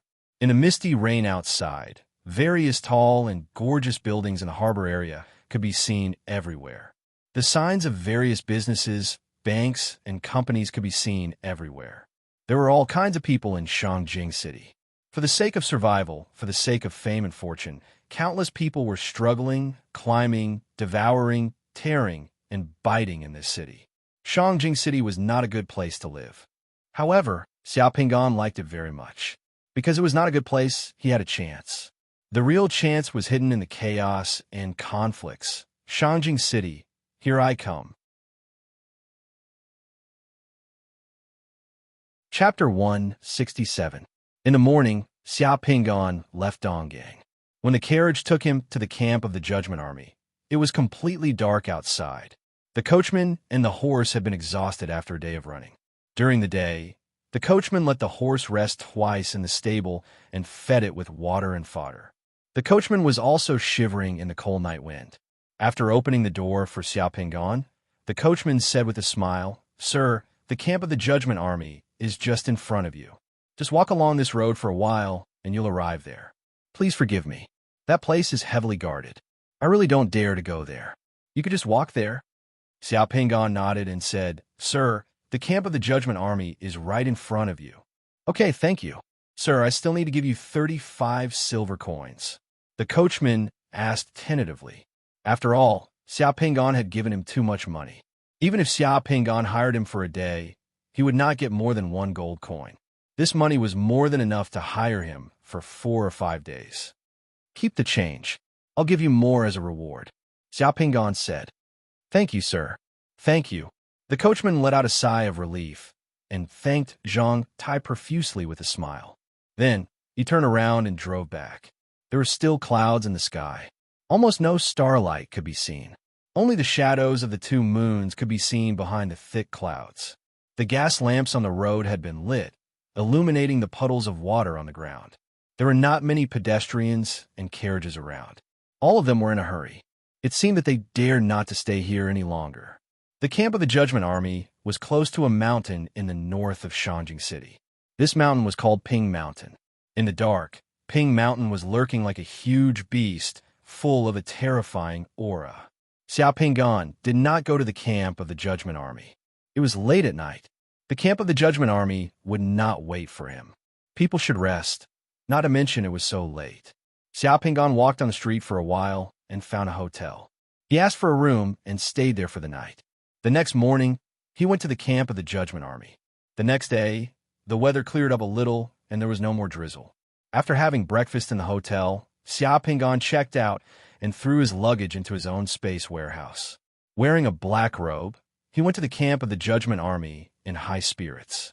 The gate of the military camp of Judgment Army was magnificent.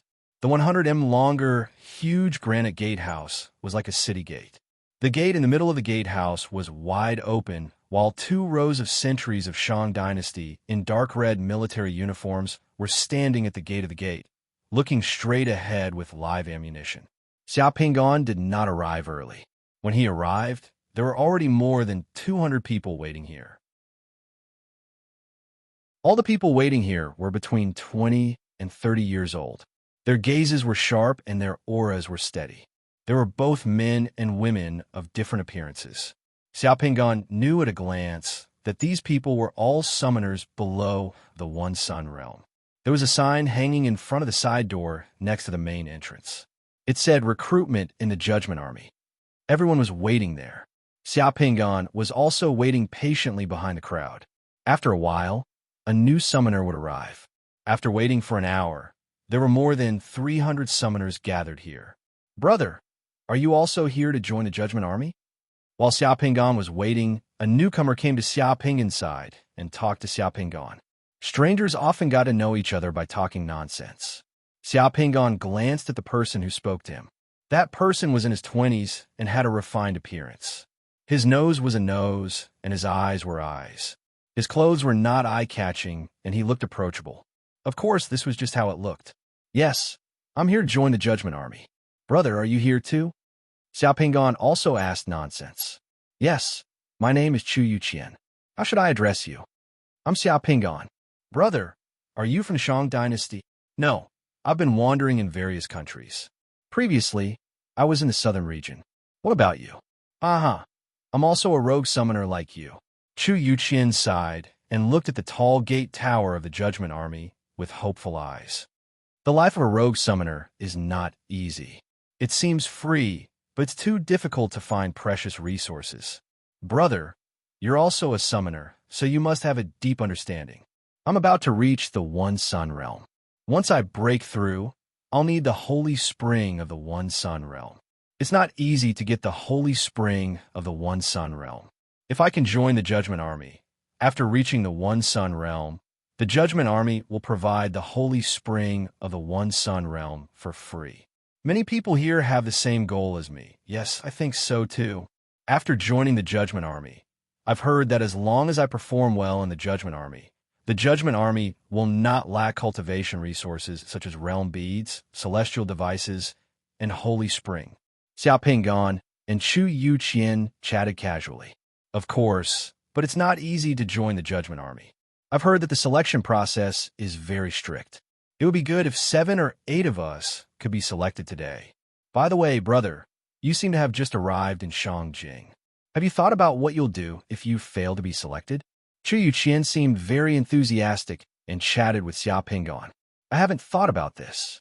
I think if I fail to be selected, I'll first find a job in Shangjing City and settle down. Summoners were also humans. Humans needed to eat, drink, and defecate. They also needed basic necessities such as clothing, food, shelter, and transportation. They also needed cultivation resources. These things all required money, especially in Shangjing City. Unless one's family had a strong foundation, summoners also needed to work in order to have a place in Shangjing City. Not bad, not bad. It's just as I thought. In fact, it's not difficult for wandering summoners like us to find a job in Shangjing City of the Shang Dynasty. One of my friends joined the Judgment Army, but failed to be selected, so he went to a wealthy family to be a guard. The treatment is pretty good. I also have a friend who became a bounty hunter and settled down here. Later on, he obtained a holy spring and has now cultivated to the two-sun realm. If I fail to be selected, I'll also try to work as a bounty hunter. If brother wants to go, I can introduce my friend to you. Thank you, thank you. You're welcome, you're welcome. We're all outside, so we should help each other. While the two of them were chatting, two people came out from the side door. One of them was in his 20s and looked arrogant, while the other was in his 30s and looked much calmer. Both of them were wearing the uniform of the Judgment Army. Their dark red armor was paired with a double-breasted black robe. Their waists were tied with a dark red brass belt that was about the width of a palm. They were wearing high black leather boots with their trousers tucked into the leather shoes. They looked cool and stylish. On the shoulders of their robes were the red epaulets of the Judgment Army. The epaulets had the symbol of the dark war god's thorn divine throne. The 20-year-old had 1 star on his epaulets, while the other had 2 stars on his epaulets. The one with 1 star is a 1-sun summoner in the Judgment Army, and the one with 2 stars is a 2-sun summoner. If it's a 4-sun summoner or above, their epaulets will be golden, and there will be a silver-crossed scepter and flame pattern on their epaulets. In the Judgment Army, strength is the military rank. I just don't know what their titles are. Chu Yuqian licked his lips and said to Xia Pingan in an envious tone, "If you can wear the uniform of the Judgment Army, you'll be so cool. In the entire divine kingdom of the Dark War God Church, you'll be able to do whatever you want." Xia Pingan revealed a smile. The Judgment Army was the violent machine of the Dark Battle God Church. Therefore, the people in the Judgment Army usually had 3 ranks. It was a little complicated. The rank represented strength, and the rank represented the specific position. This was very easy to understand. For example, a second lieutenant was a platoon leader. A second lieutenant was a rank, and a platoon leader was a rank. However, other than that, the Judgment Army also had a religious rank, which represented the person's identity in the Dark Battle God Church. The most common status in the church was a member of the church, followed by a priest, then a deacon, a priest, a bishop, and so on. In the Holy Kingdom of the Dark War God Church, as well as the holy kingdoms of other churches, the higher the title, the higher the title, the higher the title. As soon as the two people walked out of the side door, the scene instantly quieted down. Everyone's eyes were fixed on the two people. If you want to join the Judgment Army, you have to follow the first rule of the Judgment Army, which is to keep your mouth shut. I don't care what you used to do, what your identity and experiences are. From now on, if anyone wants to speak or express their opinions, you have to raise your hand. Unless you have permission, you are not allowed to speak. Do you understand? The young man in his 20s with an arrogant look said to everyone directly. Everyone nodded, but no one spoke. Seeing everyone nod, the young man continued. People will die in the selection of the Judgment Army. If you're afraid of death, don't come in and waste everyone's time. If you're not afraid of death, you can come in and get a number to participate in the selection. The people in front began to line up to get a number. Those who received a number took it and stood aside. The man in his 30s with 2 stars on his epaulets kept silent. He just put his hands behind his back and stared indifferently at the people in front of him who were lining up to get a number. After the people in front had received more than 40 numbers, the man in his 30s finally made a move. He reached out his hand and grabbed a person who had just reached the front of the line. He grabbed that person's collar and threw him more than 30 meters away. He fell heavily to the ground and vomited blood. You came here 4 years ago to participate in the selection of the Judgment Army and failed. Today, you grew a beard and changed your hairstyle, and you want to get away with it? The selection of the Judgment Army is a once-in-a-lifetime opportunity. If you dare to get away with it next time, you will be killed without mercy. Get lost. The man in his 30s scolded. The person who was thrown out didn't dare to make a sound. He got up from the ground and left dejectedly. Chapter 168. Seeing someone being thrown out, Xia Pingan was also taken aback. In 4 years, how many unfamiliar faces would a person see? That man had only seen someone once 4 years ago, yet he still remembered that person today. His memory was too terrifying.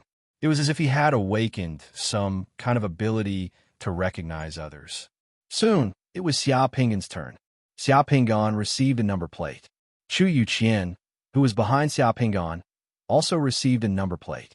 Xia Pinggan found that the numbers of the number plates were random, not given out in order. The front of the number plate he received read 68, while Chu Yuqian, who was behind him, received 113. In less than a few minutes, everyone received a number plate. There were a total of 326 people participating in the selection today. Those who have received a number plate, you can follow me in.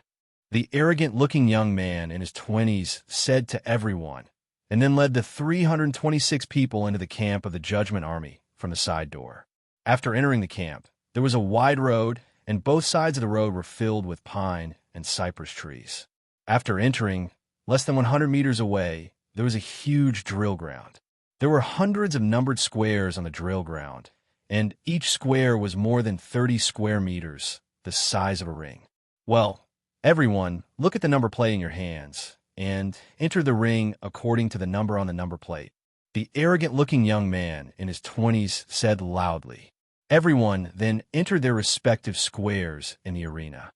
Now, those who have an even number plate can enter the odd ring that is one place smaller than your number.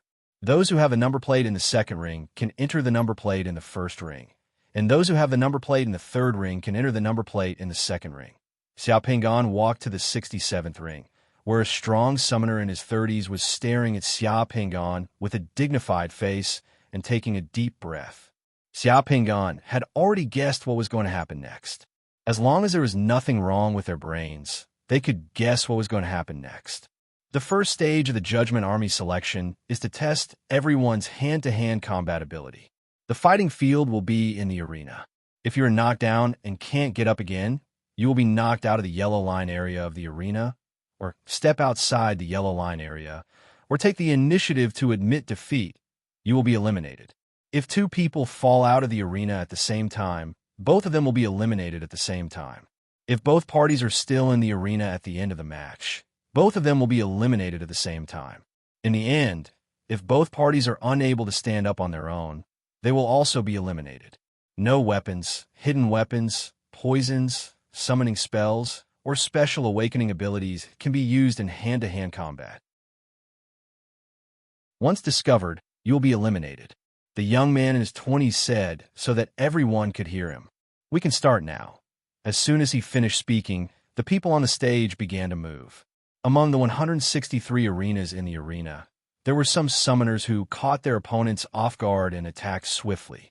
Almost at the beginning of the match, they blasted the summoners who were in the same arena out of their arenas without saying a word, instantly obtaining victory. Many of the summoners in the ring started to fight, and it was abnormally intense. Xia Pinggan was not in a hurry to make a move. Instead, he clasped his fist to the summoner in front of him and said apologetically, "Brother, I'm sorry to offend you." The summoner was not in a hurry to rush over. He also clasped his fist to Xia Pinggan and said, "I'm sorry to offend you today. Everyone wants to enter the Judgment Army. Let's rely on our own abilities. Please, please." Xia Pinggan did not know the details of the other party, so he did not dare to be careless. He immediately got into a fighting stance, and the person on the opposite side did the same. Both sides turned half a circle in the arena. The person on the opposite side roared and suddenly rushed towards Xia Pinggan, punching him fiercely in the chest. Xia Pinggan did not back down. He directly used one of the 7 styles of the Fierce Tiger. Fierce Tiger descends a mountain. He used his fist as a knife and punched back. Xia Pinggan punched out.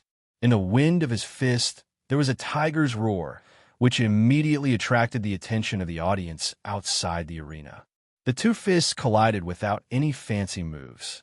Xia Pinggan's figure did not move, but the person's figure stepped back 3 steps in a row, and his face changed slightly.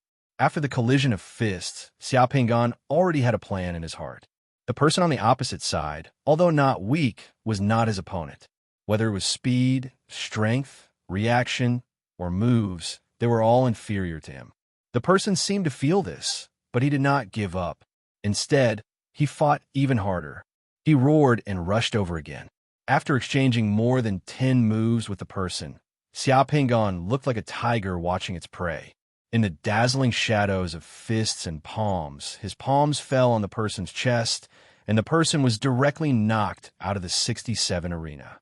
After the person was knocked out of the arena, his body was only shaken, and his qi and blood were not flowing smoothly. He also knew that Xiao Pingon was merciful. Just now, he did not have time to defend. If Xiao Pingon raised his palms a few more times, he could have taken his throat. The person was convinced of his loss. He saluted Xiao Pingon with his fists and walked away. On the 67 arena, there was only Xiao Pingon alone. The winners and losers in the other arenas were also decided one after another. Xiao Pingon looked at the 113 arena and saw Chu Youqian's agile body moving around the arena. The person who was fighting with him was confused and disoriented. Not long after, the person who was fighting with Chu Youqian saw that there was no winner and was a little anxious. Chu Youqian skillfully grabbed his hand and threw him out of the arena. Chu Youqian won. In less than 10 minutes, the winners and losers in all the arenas were decided. In the blink of an eye, half of the 326 people who came in together were eliminated. Many of the arenas were covered in blood. Those who were eliminated were directly taken away and left the Judgment Army's camp. Those who were injured were directly carried down. After one round of competition, many people had broken arms and legs. In the end, only 163 people were left in their respective arenas. The atmosphere in the arena was tense. Now, the winner of arena number 3 will enter arena number 1. The winner of arena number 7 will enter arena number 5. The winner of arena number 11 will enter arena number 9, and so on. The winner of arena number 3 will enter arena number 1. The winner of arena number 7 will enter arena number 5. The winner of arena number 11 will enter arena number 9, and so on. The people in the arenas began to move. The people in the 65 arena did not move, but Xiao Pingon walked from the 67 arena to the 65 arena. As for the winner of this round, it was luck. Luck was also a skill and strength. On the 65 arena was a woman in her 20s. She was quite charming and was wearing a green dress. However, Xiao Pingon did not dare to underestimate this woman. The man who had just fought with this woman was kicked in the temple by this woman. He vomited blood and flew out of the arena. Mei is a newcomer and has no one to rely on in Shangjing City. I want to join the Judgment Army to make a living and have someone to rely on. Brother, please take care of me. Seeing Xiao Pingon coming over, the woman still looked pitiful and saluted to Xiao Pingon. Xiao Pingon curled his lips and smiled. Sister, don't worry. I will be gentle later. Sister, don't kick my face. The woman looked at Xiao Pingon. Her eyes moved and she smiled like a flower. Why don't I have a competition with you? If you lose, you will admit defeat and let me have a round. What do you think? What kind of competition? How about a rock, paper, scissors game? While the two of them were talking, the other people in the arena had already started a fight. Compared to the first round, the competition between the victors this time was even more intense. The level of the competition was clearly higher than before. Xiao Pingon laughed. He was determined to join the Judgment Army. He did not want to play any tricks with this woman. Rock, paper, scissors is too simple. Sister, if you want a competition, why don't we recite poems? You and I will each ask a question. The loser will automatically leave. How about that? The woman sighed faintly and looked resentful.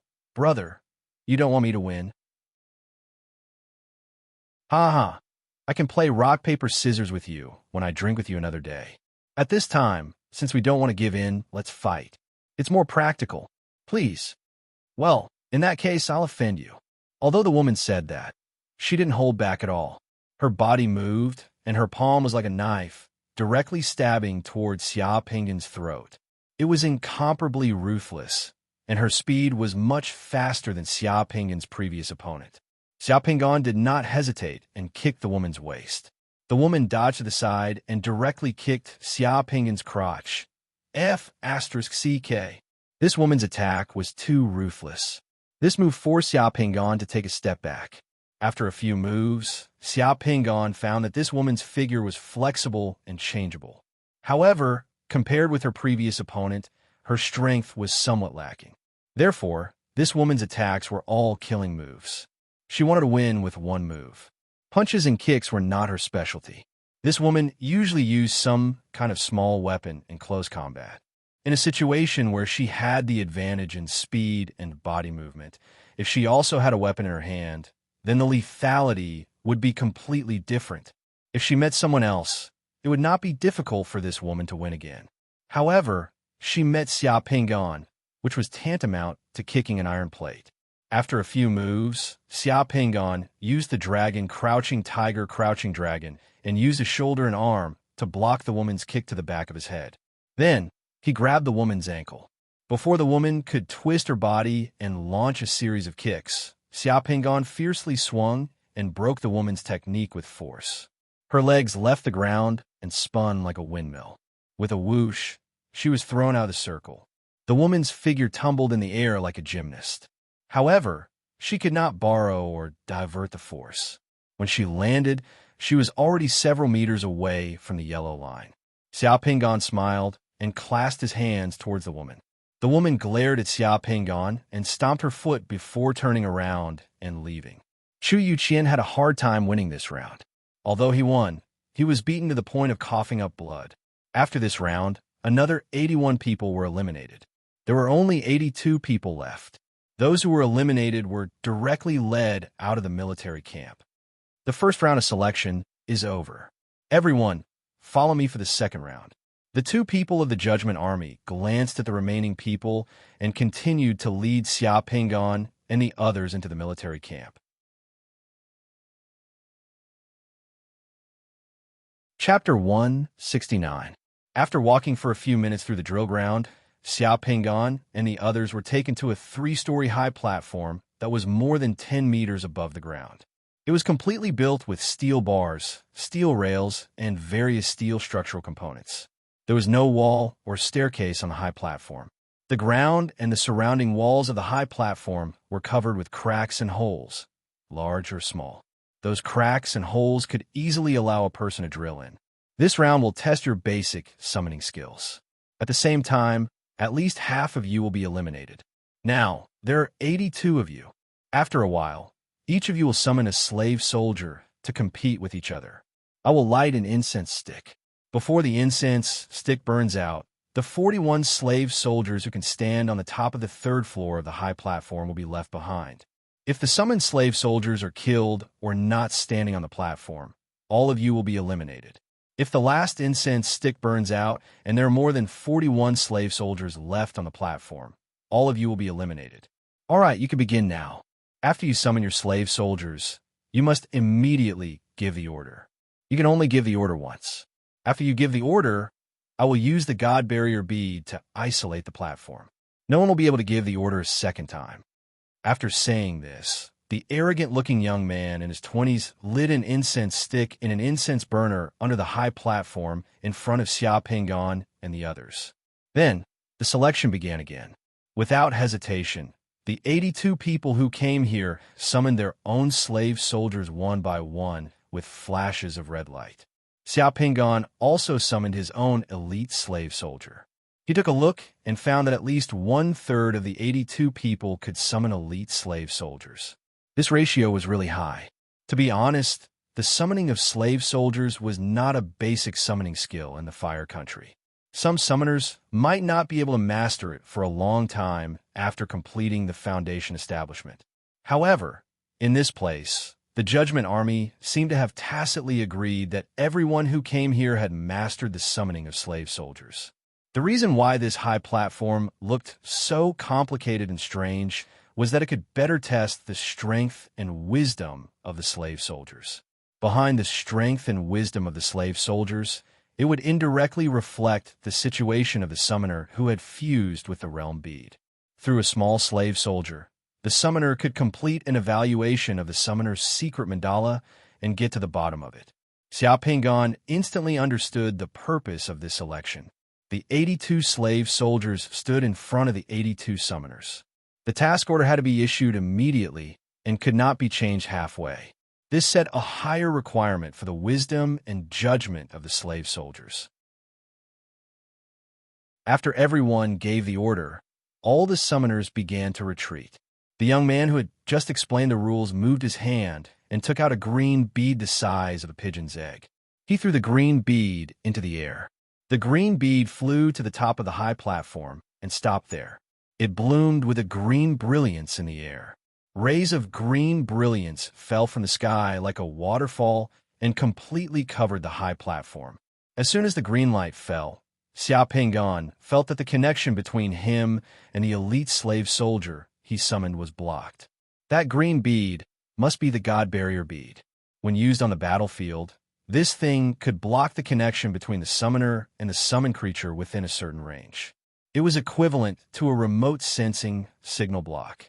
It seemed to be quite advanced. Xia Pinggan had never seen this thing before. At this time, the ability of the summoned slave soldiers was reflected. Almost at the same time, when the green light fell, some slave soldiers had started to climb up the iron frame of the high platform towards the top floor by biting their weapons with their teeth. However, the elite slave soldier that Xia Pinggan summoned was a bit different. When the other slave soldiers started to climb up, the elite slave soldier that Xia Pinggan summoned ran around the high platform and observed the situation everywhere. It was not in a hurry to climb up. Instead, it just stayed downstairs in a corner away from the other slave soldiers and made a vigilant posture. Only after a couple of minutes, some slave soldiers had climbed up to the third floor of the high platform along the iron pipes and frames. 1, 2, 3, more and more.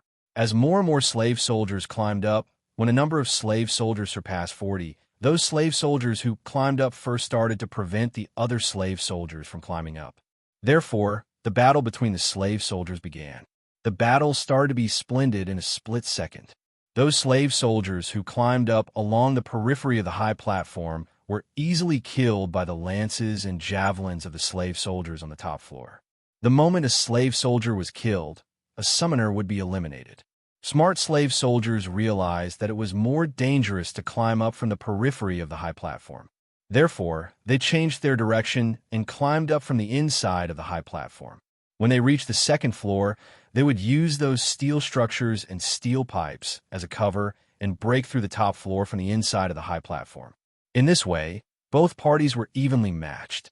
The long halberds and spears on the second floor could pierce through the gaps and wounds on the soles and legs of those slave soldiers on the second floor. As long as those slave soldiers on the second floor fell to the ground, some long halberds and javelins could kill them.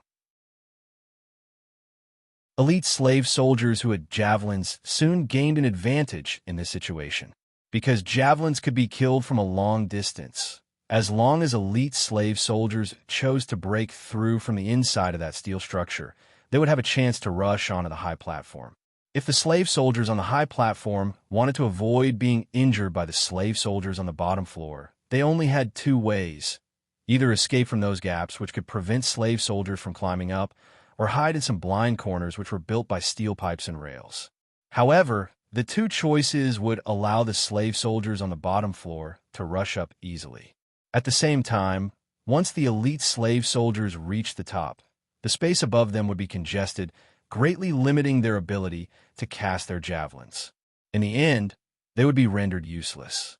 On the high platform, the battle cries of slave soldiers shook the sky. In order to fight for the position on the high platform, the slave soldiers on the top floor tried their best to prevent the slave soldiers on the bottom floor from climbing up, while the slave soldiers on the bottom floor tried their best to stab the slave soldiers on the top floor down. This scene was the same as that of a siege. More and more slave soldiers were killed and turned into light spots. More and more slave soldiers successfully rushed onto the high platform. Soon, the slave soldiers on the high platform started to avoid those gaps and holes which were easy to be attacked by the slave soldiers on the high platform. They started to try their best to hide in the blind corners. The silly slave soldiers who were guarding the gaps and holes and trying their best to stop the slave soldiers from rushing up were soon killed by the slave soldiers who were rushing up from below. More and more slave soldiers rushed onto the highest platform. Soon, the number of slave soldiers on the highest platform broke through 40 and 50. After that, the slave soldiers on the highest platform started to fight each other. Some slave soldiers were killed by other slave soldiers on the third floor of the high platform, while some slave soldiers were pushed off the high platform. The battle between slave soldiers was extremely fierce, as none of them were afraid of death. Not until then did the elite slave soldier, summoned by Xia Pingon, who had been idling at the bottom, start to climb up. The elite slave soldier, summoned by Xia Pingon, was the last one that started to climb up. After discarding its long halberd, it started to climb up from the inside of the high platform with only its javelin on its back. When it reached the bottom of the third floor, it stopped. It didn't hurry to climb up. Instead, it just waited in the gaps and holes below the third floor, observing and being alert. The incense downstairs was burning out bit by bit. The battle on the top floor of the third floor soon came to an end.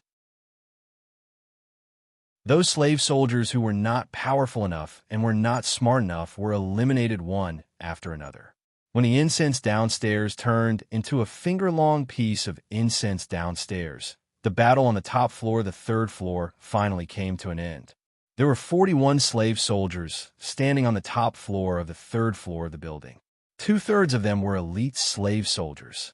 Besides these 41 slave soldiers, only the slave soldier summoned by Xia Pingon was still observing, alert, and waiting below the second floor of the building.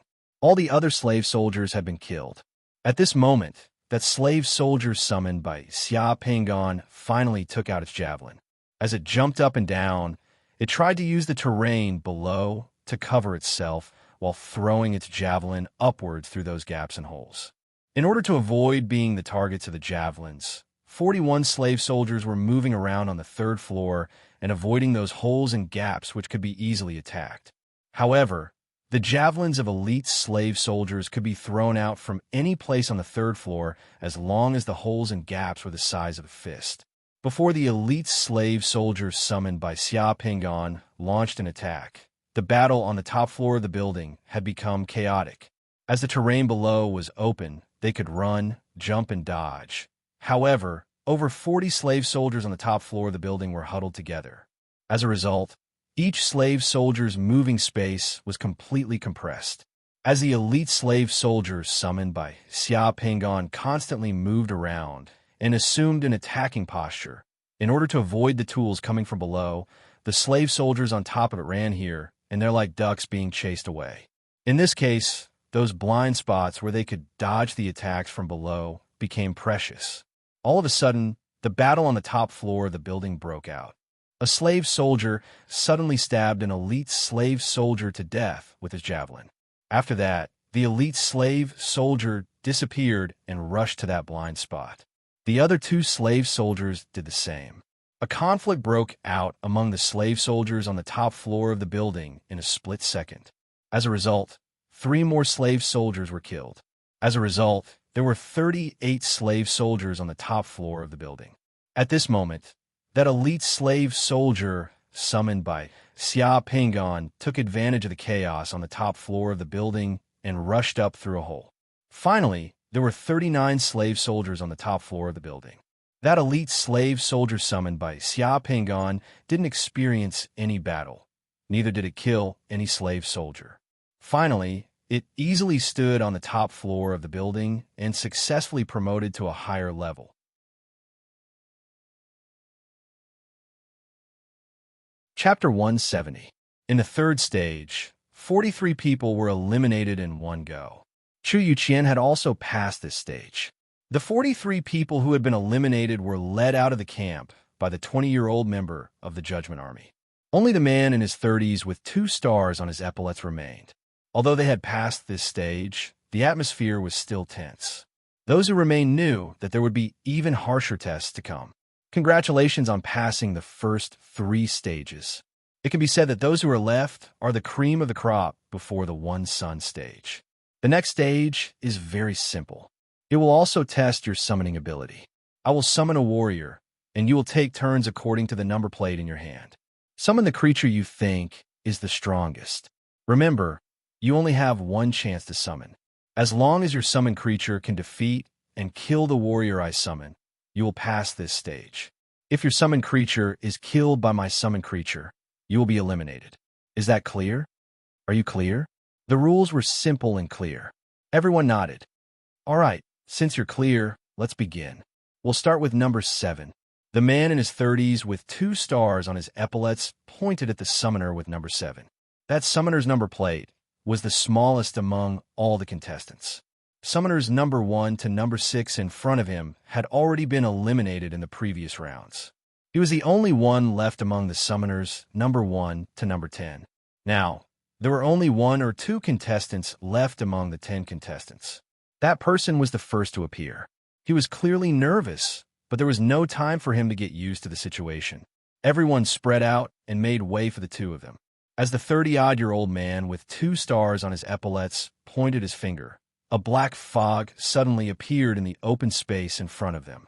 From the black fog, a majestic warrior slowly walked out.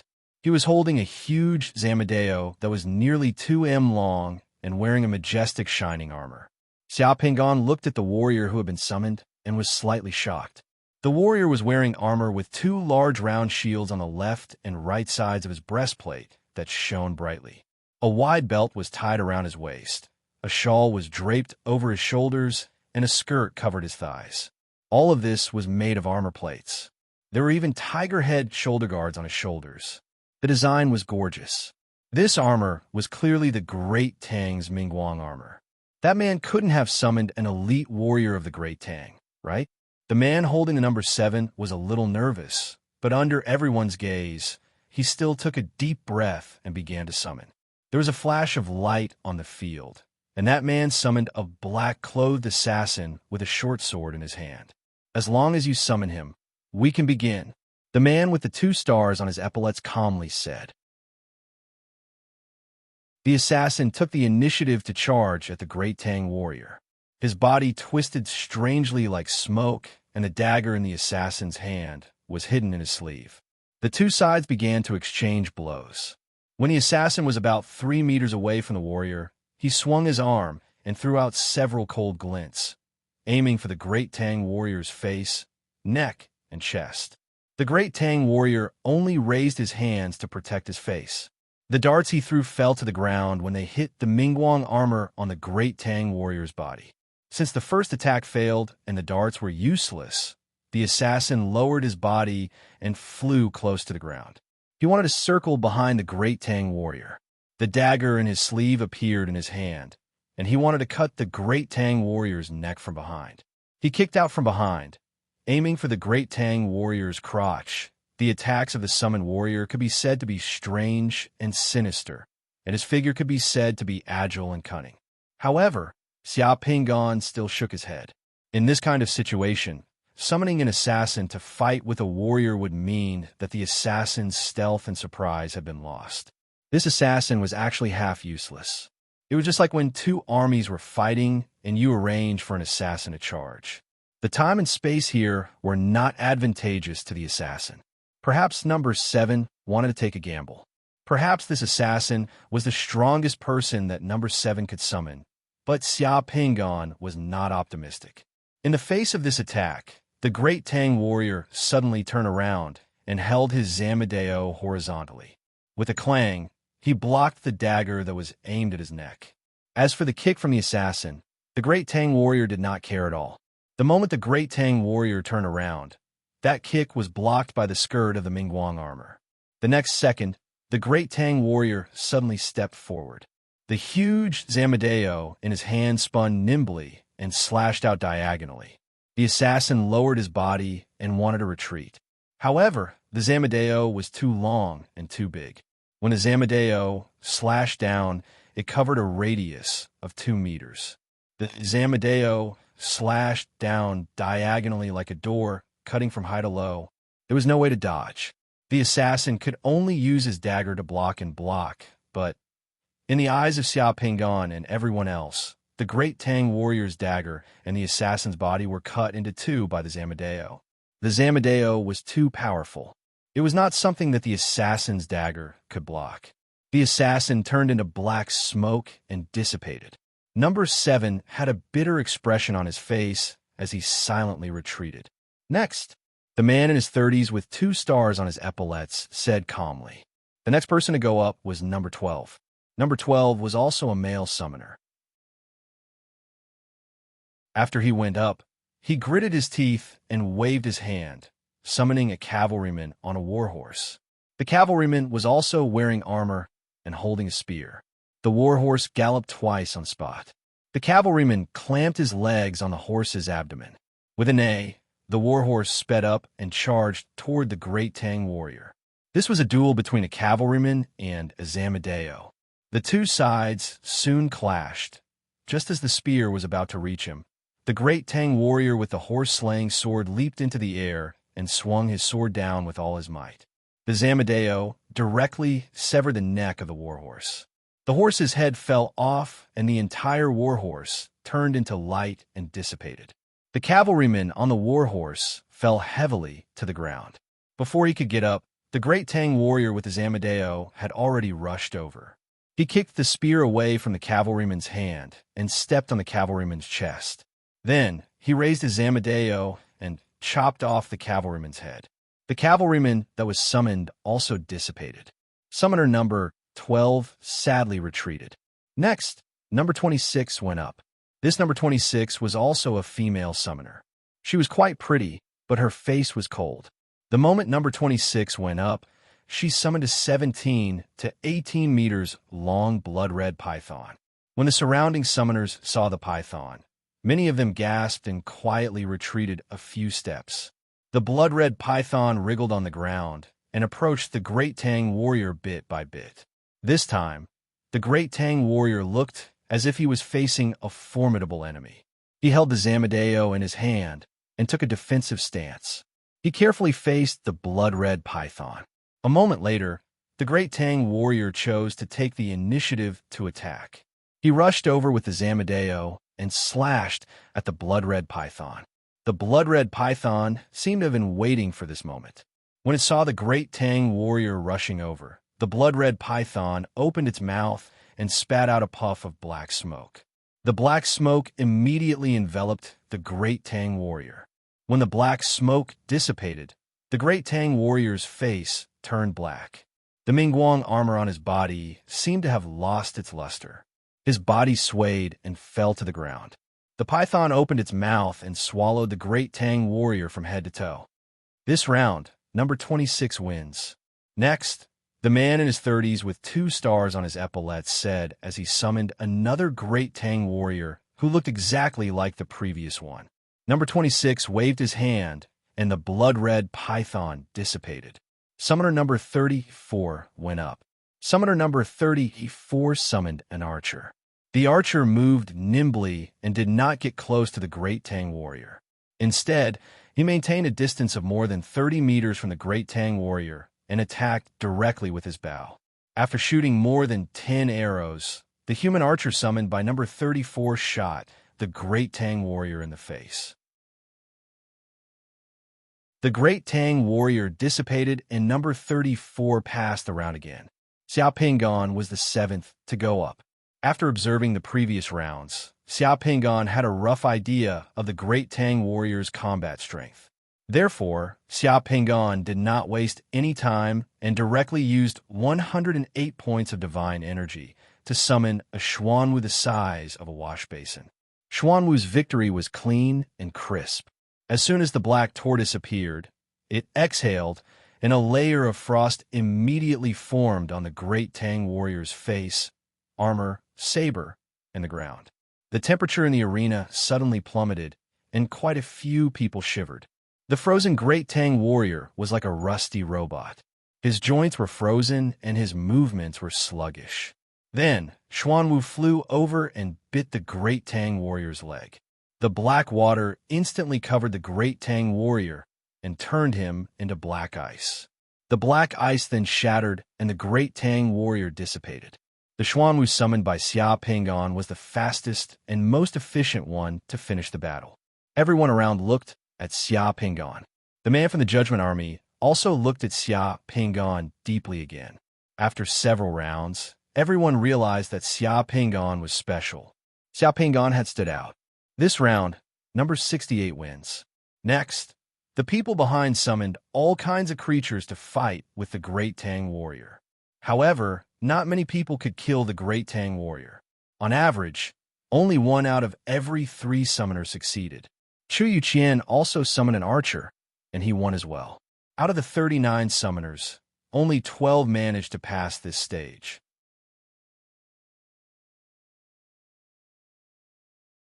Chapter 171. The 2 people from the Judgment Army brought Xia Pingan and the other 12 people who had passed the first 4 levels to another place. This place was in a bamboo forest in the military camp.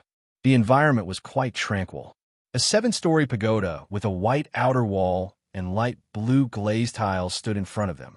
The glazed pagoda was very beautiful, delicate, and solemn. The 2 people of the Judgment Army directly led Xia Pingan and the other 8 people into the beautiful pagoda. In the middle of the hall on the first floor of the pagoda, there was a huge black crystal ball with a diameter of more than 2 meters. The black crystal ball was filled with rolling light, and there were constantly colorful lights flickering in and out of the crystal ball. It was very mysterious. An old man in a white robe and a strange tall white hat was meditating beside the huge black crystal ball with his eyes closed. Not until Xia Pingan and the other 8 people entered the pagoda did the old man open his eyes and stand up. He then glanced at Xia Pingan and the other 8 people with a pair of tranquil eyes. "Are there only 12 people today?" the old man asked. "Yes, please take another look." The 2 people of the Judgment Army who led Xia Pingan and the other 8 people here were very polite to the old man. They even used honorifics when speaking to him. Come on then." The old man lazily walked to the front of the black crystal ball and put his hand on it. After that, he threw a glance at this side. "You can all go over there. Just put one hand on the crystal ball." Hearing this, Xia Pingan and the other 8 people walked over there and put one hand on the crystal ball. Xia Pingan had heard Elder Jing mention the last level of the Judgment Army. Elder Jing said that the last level to join the Judgment Army was to drip blood and ask one's heart. The strange crystal ball in front of him was a mystical item called the Soul Crystal. The old man in white was the chosen priest of the Dark War religion. In the Dark War religion, chosen priests were people who could use their souls to communicate with the Dark War God. They were the most devout believers of the Dark War God. They were also called soul ferrymen. The moment Xia Pingan put his hand on the huge crystal ball, the huge crystal ball had produced a strange suction force. Xia Pingan's hand seemed to be sucked by a suction cup, making him unable to move. At the same time, the light mist inside the huge black crystal ball rolled and turned into 12 sharp spikes, extending out from the inside of the crystal ball. Xia Pingan only felt a slight pain in his palm when the spikes in the huge crystal ball pierced a small hole. A drop of blood was then sucked into the huge crystal ball. Not only Xia Pingan, but also the other people's palms were pierced through. Our God walks in the darkness, and there is light in the darkness. Our God raises his saber and sword, and peace and tranquility descend upon the world. The chosen priest in white robe murmured in a low, dreamy voice. At the same time, a cloud of dark red mist surged out of the black crystal ball, wrapping up Xia Pingan and the others. Xia Pingan tried his best to stay awake. However, as soon as he was wrapped up by the black mist, he felt like he was beginning to integrate with the realm bead. His eyelids grew heavier and heavier, and he felt like falling asleep. In a daze, Xia Pingan's ears seemed to hear a voice that seemed to come from the horizon. The voice directly appeared in Xia Pingan's mind. "What's your name? Where do you come from? Which god do you believe in? Were you instructed to join the Judgment Army? Do you want to harm the Shang dynasty and the Dark War god cult?" Xia Pingan did not know what happened next. In a daze, he fell asleep. His body and mind relaxed, and he wandered in a sweet dream. After an unknown period of time, Xia Pingan woke up. When Xia Pingan woke up, he saw that the dark red mist that had wrapped everyone had dissipated. Everyone's hands were still pressed on the huge crystal ball. Among the 12 people, a dark red shadow of the thorny divine throne appeared above the heads of 4 people. The other 8 people, including himself, had nothing above their heads. Chu Yuqian was also not selected. The female summoner who had summoned the snake also had such a shadow above her head. The other 3 male summoners also had such a shadow. The 4 people who had been selected all had excited expressions on their faces, while the others had bitter and helpless expressions on their faces. For people were selected out of almost 400 people. It was really 1 out of 100. Xiao had already vaguely guessed the result. He felt a little stifled in his heart and was also a little disappointed. The contrast was too great. He came here full of confidence and performed outstandingly in the first 4 rounds. He didn't expect to be eliminated in the last round.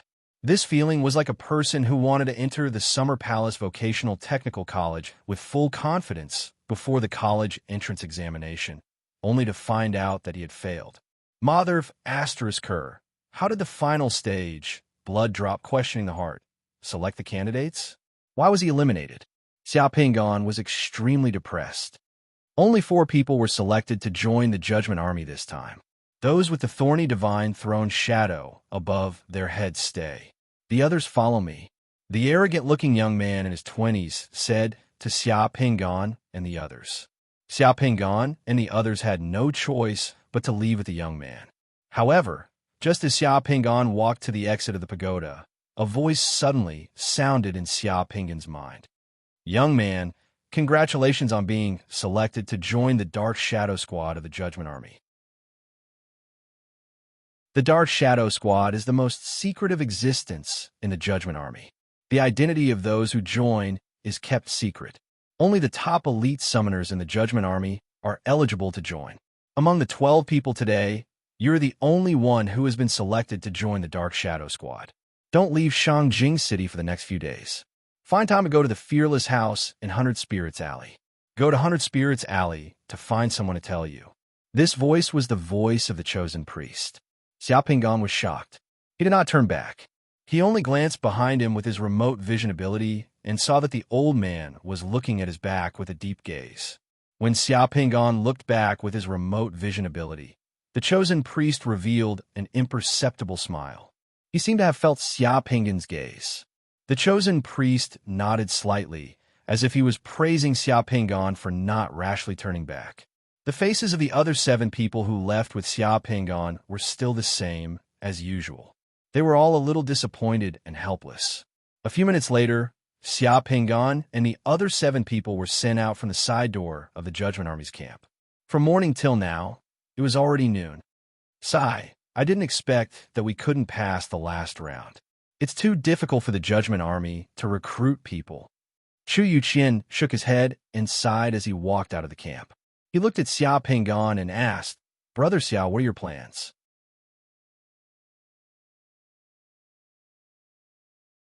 Chapter 172. Xiao thought for a while before answering, I don't have a specific plan for the time being. I plan to settle down in Shangjing City first. Brother Xia, are you not going to leave Shangjing City for the time being? Chu Yuqian asked again. Xiao shook his head. Shangjing City is so prosperous. It's not easy to come here. It's a pity to leave. I'm not going to leave for the time being. What about you? Brother Chu, what's your plan? Chu Yuqian rubbed his face. I've told you before that I have a friend who's a bounty hunter. I'm going to have a try. Brother Xia, do you want to go with me? Xiao looked up at the sun hanging in the sky and rubbed his stomach. He had been here all morning and was already hungry. Let me take a look again. It's getting late. Let's find a place to eat first. It's rare to get to know Brother Chu, so I'll treat Brother Chu to today's meal. All right. Let's go. I just happen to know of a place nearby called the Retaining Immortal Restaurant. I heard that the Retaining Immortal Restaurant's braised meat and immortal intoxication wine are quite special. Why don't we go and try it? Brother Chu, please lead the way. Chu Yuqian took Xiao to Retaining Immortal's restaurant. After a meal, it was already afternoon when they came out of Retaining Immortal's restaurant. The Drunken Immortal's wine of Retaining Immortal's restaurant was really special. Xiao body was almost immune to ordinary alcohol. However, after drinking 2 pots of Drunken Immortal's wine, Xiao felt that his face was a little hot. His divine sense was slightly hazy, and he felt a little drunk. It's not easy to stay in Shangjing City. Chu Yuqian was still a little drunk. He burped and said to Xiao Brother Xia, If you want to stay in Shangjing City, you have to rent a place. It's not convenient to stay in ordinary hotels, and those high-end hotels are too expensive. Renting a place is the most suitable.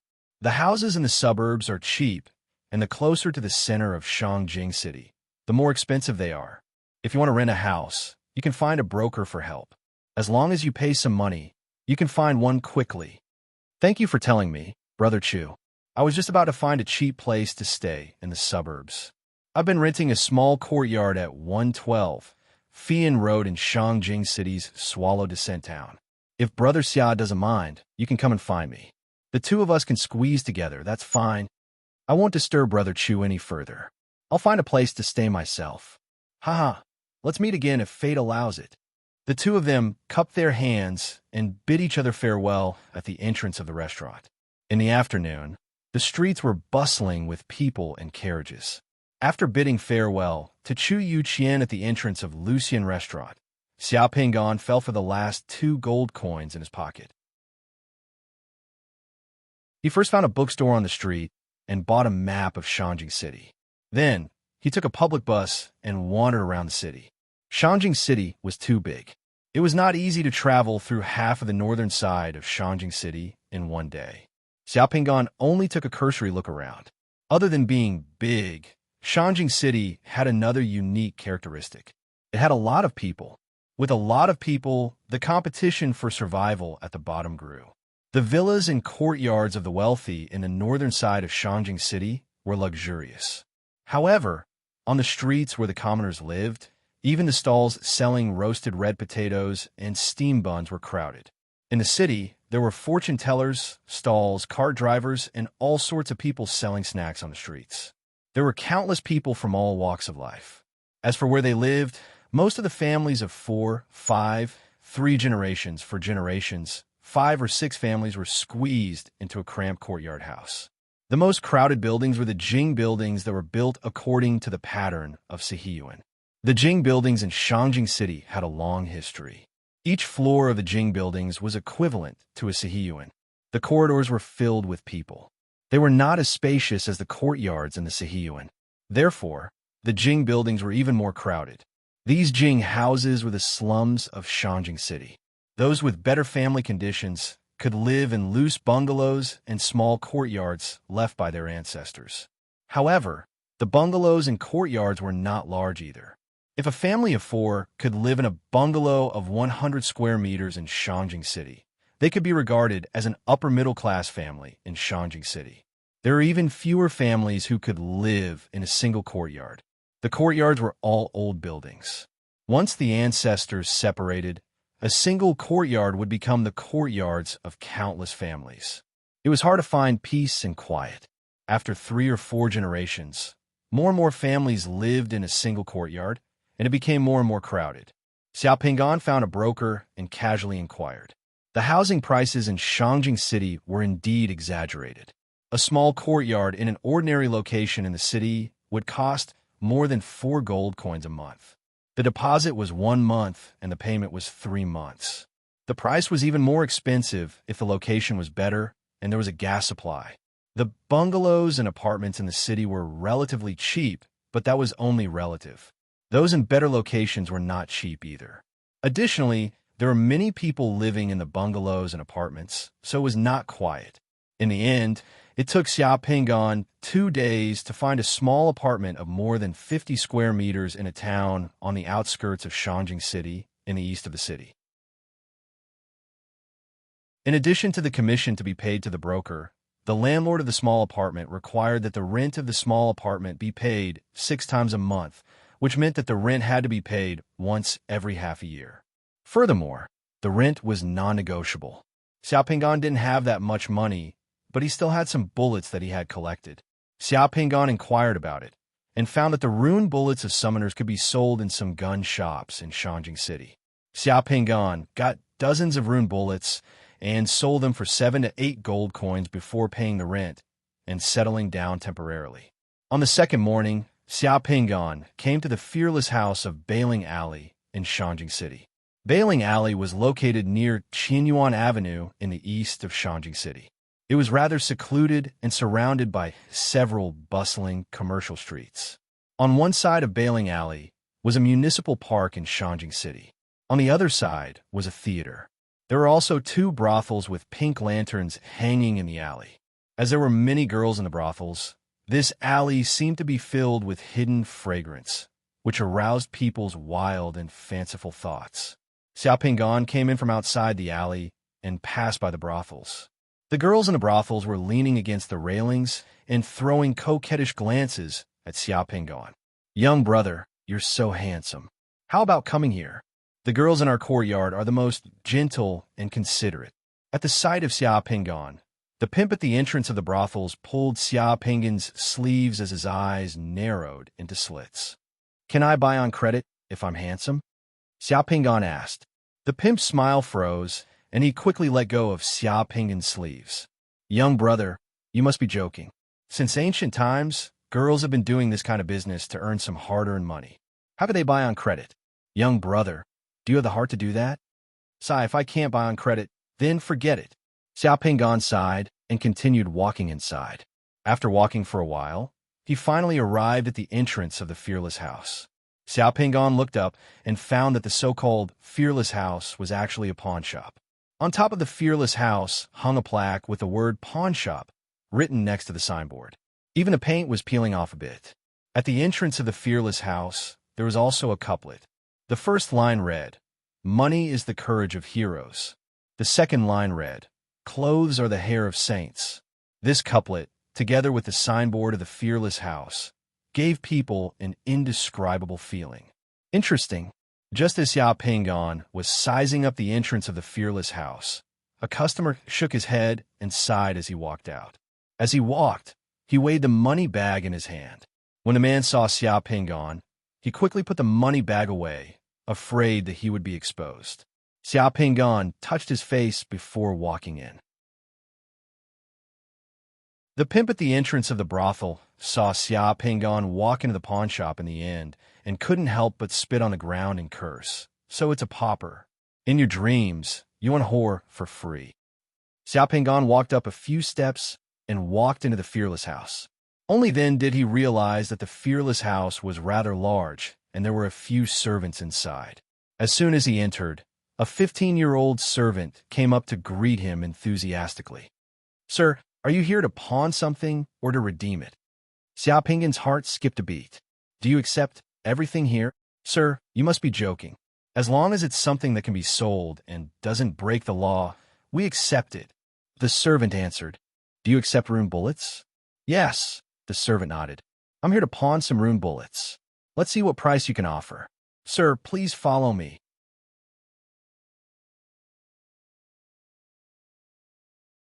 Chapter 173.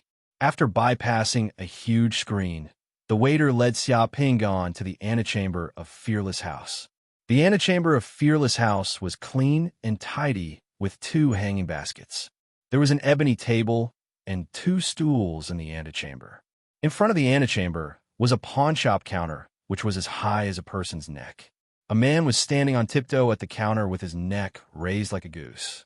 Behind the counter was a middle-aged man in his 40s who was wearing a pair of tortoise-shell glasses and a black felt hat.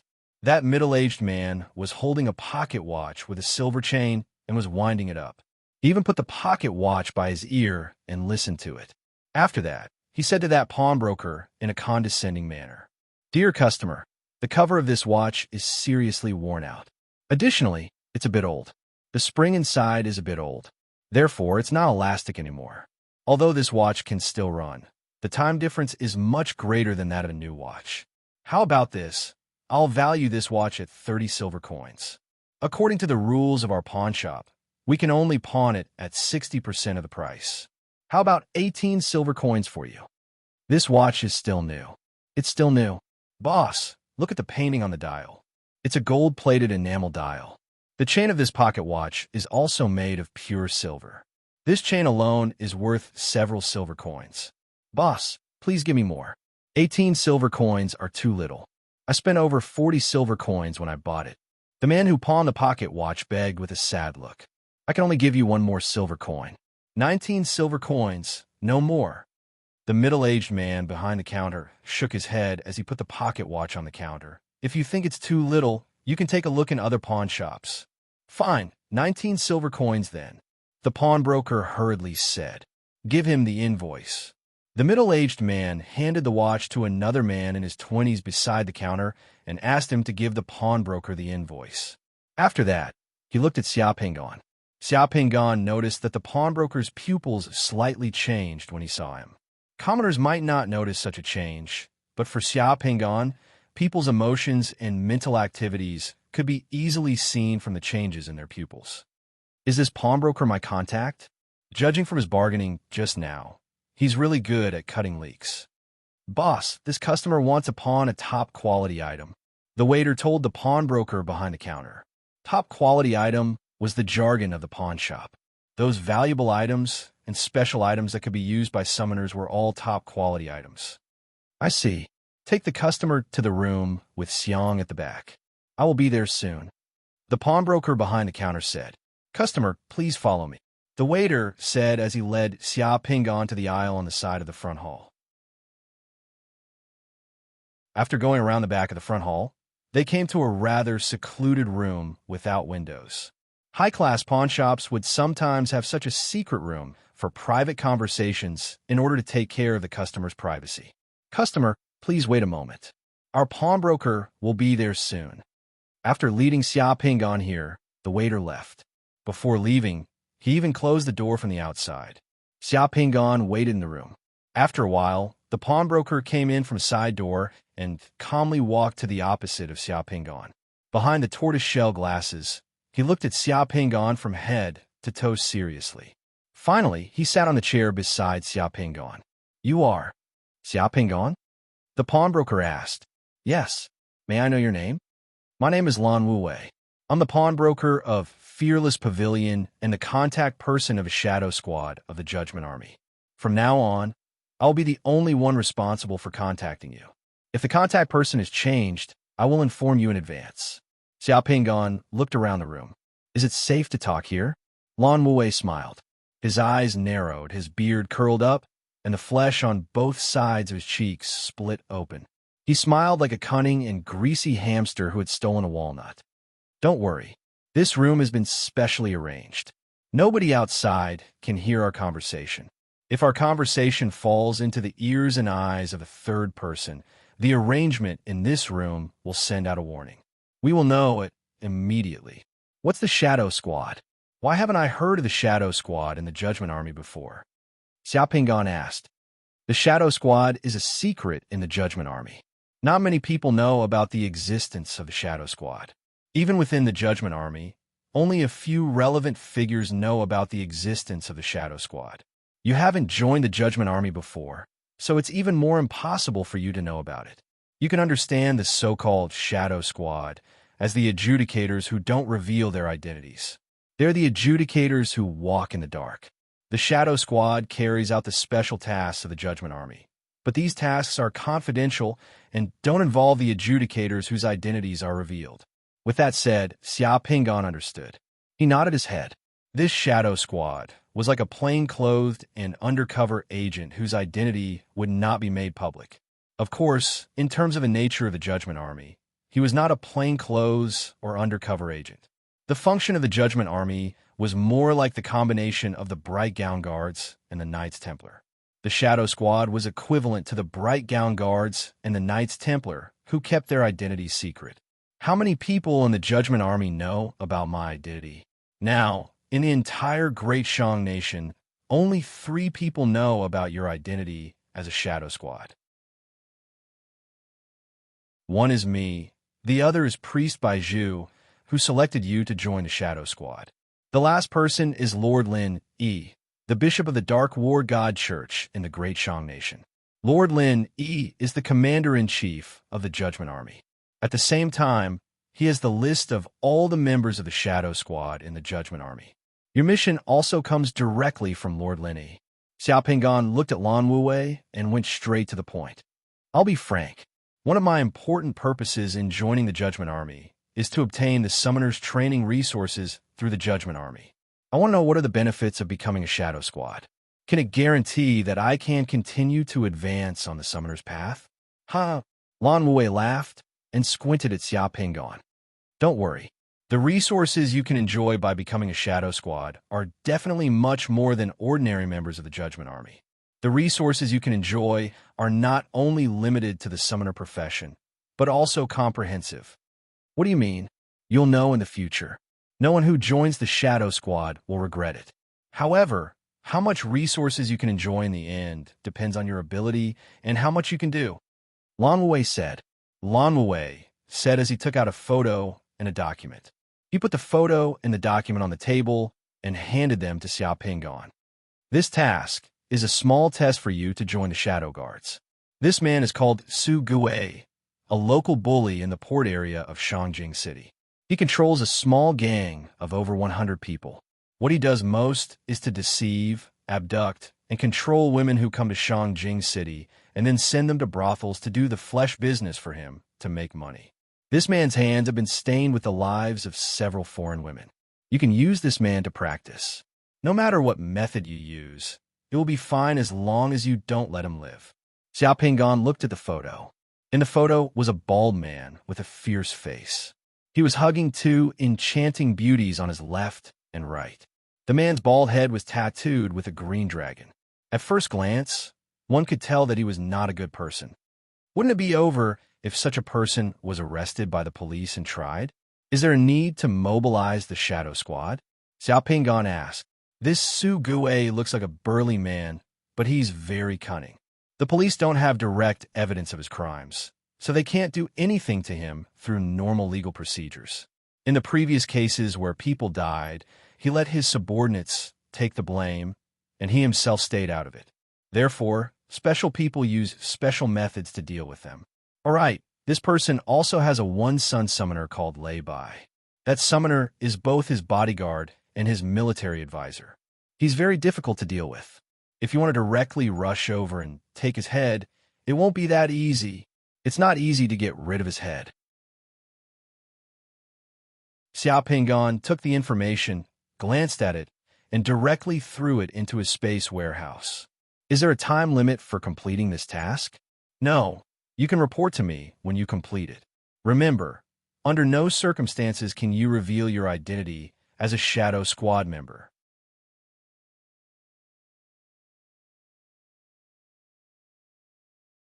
Chapter 174. Rune bullets could really be pawned in the Fearless House. When Xia Pingon took out some rune bullets and said that he wanted to pawn them, Lan Wei looked at him in surprise. He thought Xia Pingon would leave after accepting the mission, but he didn't expect Xia Pingon to take out some yellow rune bullets. I've just arrived in Shangjing, and I'm really short on money, Xia Pingon said. Lan Wei picked up a rune bullet, looked at it carefully, and nodded. Your rune bullet is not bad. The runes on the bullet are flexible and smooth. It can be considered a fine rune bullet. It is enchanted with a fireball spell, which is very useful against many low-level monsters.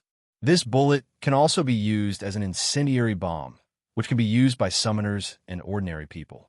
The consumption of this thing in Shangjing City is huge. It can be used in the underground city of Shangjing City and those island defense lines. Did you make this thing? Yes. Xia Pingon nodded. He was moved by what Lan Wei said about the underground city and island defense line. He had heard from Elder Jing that there was an underground city under Shangjing that was suppressing the Devil's Den. Shangjing was facing the sea to the east, and some magical creatures from the sea would come ashore to harass it from time to time. The Shang dynasty had navy and summoners guarding some of the islands in the east. Rune bullets can be used in the underground city and island defense line of Shangjing. Of course, there are many low-level magical creatures in the dungeon and in the sea. The military and the church will supply rune bullets to the dungeon and the island garrisons regularly. If you want to sell rune bullets in the future, you can go to the Fearless House. This thing can provide you with a cover and give you a legitimate reason to come here. I can buy it at the market price of 17 silver coins per bullet. 17 silver coins for a rune bullet? Xia Pingon nodded. This price was 1 silver coin more than what he sold previously. In this world's agreed currency system, The exchange rate between gold coins and silver coins was 50 times. One gold coin could be exchanged for 50 standard silver coins, while the exchange rate between silver coins and copper coins was 100 times. After adapting these days, Xiao found that in terms of purchasing power, the purchasing power of gold coins in this world was still very strong. The price of a cow was about 1 gold coin. Many ordinary people might not even be able to earn 1 gold coin with a person's salary. About 3 rune bullets could be exchanged for 1 gold coin. As long as he spent some divine power to make a few rune bullets every month, it wouldn't be difficult to settle down in Shangjing. This was the benefit of having a skill. Do you usually receive a rel pearl here? Xiao asked.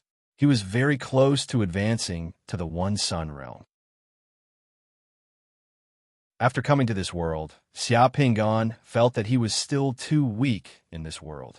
He urgently wanted to obtain a realm pearl to advance to the One Sun realm. Yes, Lan Wuwei glanced at Xiao. He seemed to know what Xiao was thinking. Lan Wuwei smiled. Actually, you don't have to worry. As long as you kill Su Guwei, you will have the resources to advance to the One Sun realm. I usually receive some ordinary rel pearls here. The price ranges from hundreds of gold coins to tens of thousands of gold coins. High-end realm pearls are usually not sold in pawn shops. They're usually sent to special channels or auctions. If you want a realm pearl, I can keep it for you when I receive one in the future. Okay, thanks. When Xiao left Fearless House, Xiao had a few more gold coins on him. Although he was still poor, at least he was no longer in dire straits. At this moment, Xiao mind was filled with Su Guwei's information.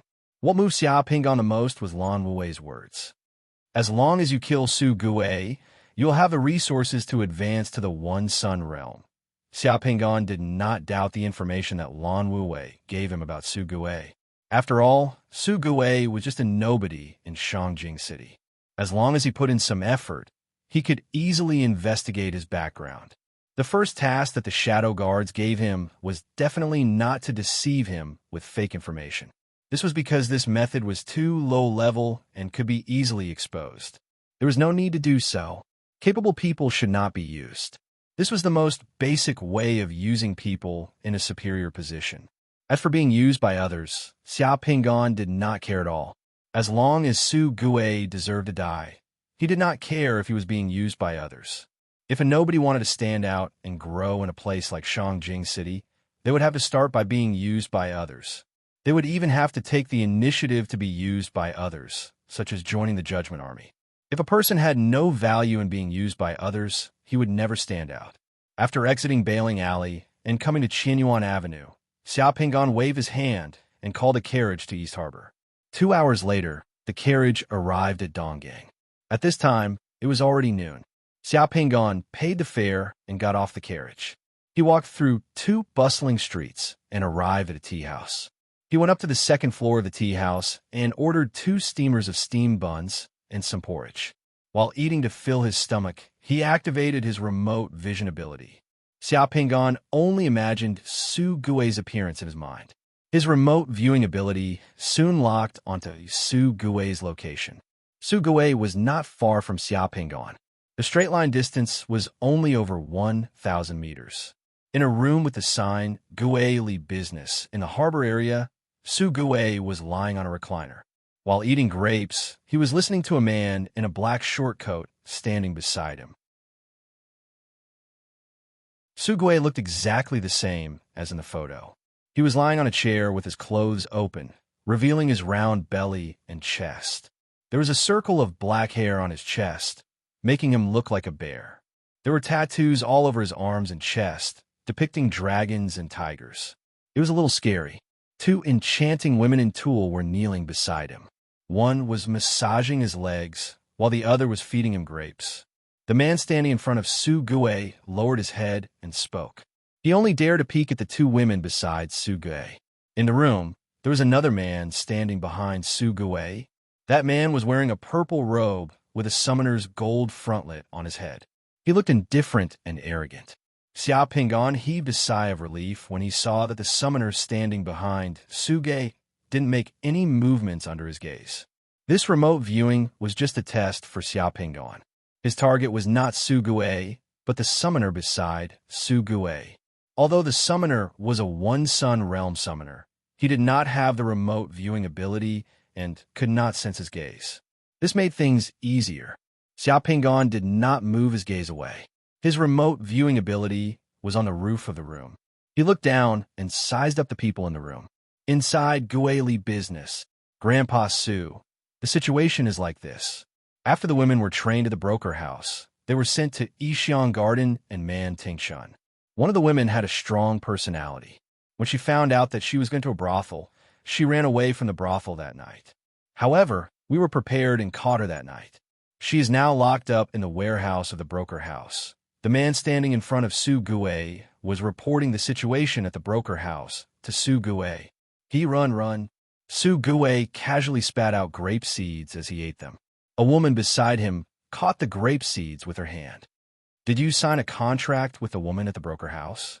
Of course we signed it. Even if that woman wants to file a lawsuit, no one can find fault with our broker contract. Starve her for 2 days and beat her up. If she doesn't want to go, just let her pay the compensation and give her interest. Ordinary women will go to the brothel after a few days. You don't need me to teach you this. Su Gui said calmly and didn't care at all. Yes, this humble one understands, The man standing in front of Su Gui nodded and bowed. Young Master Lu want a few fresh and clean goods. You have to pay more attention these few days. This is a big customer. Don't ruin this business. Yes, I will pass down the order. Tell my brothers to pay more attention at the docks these few days.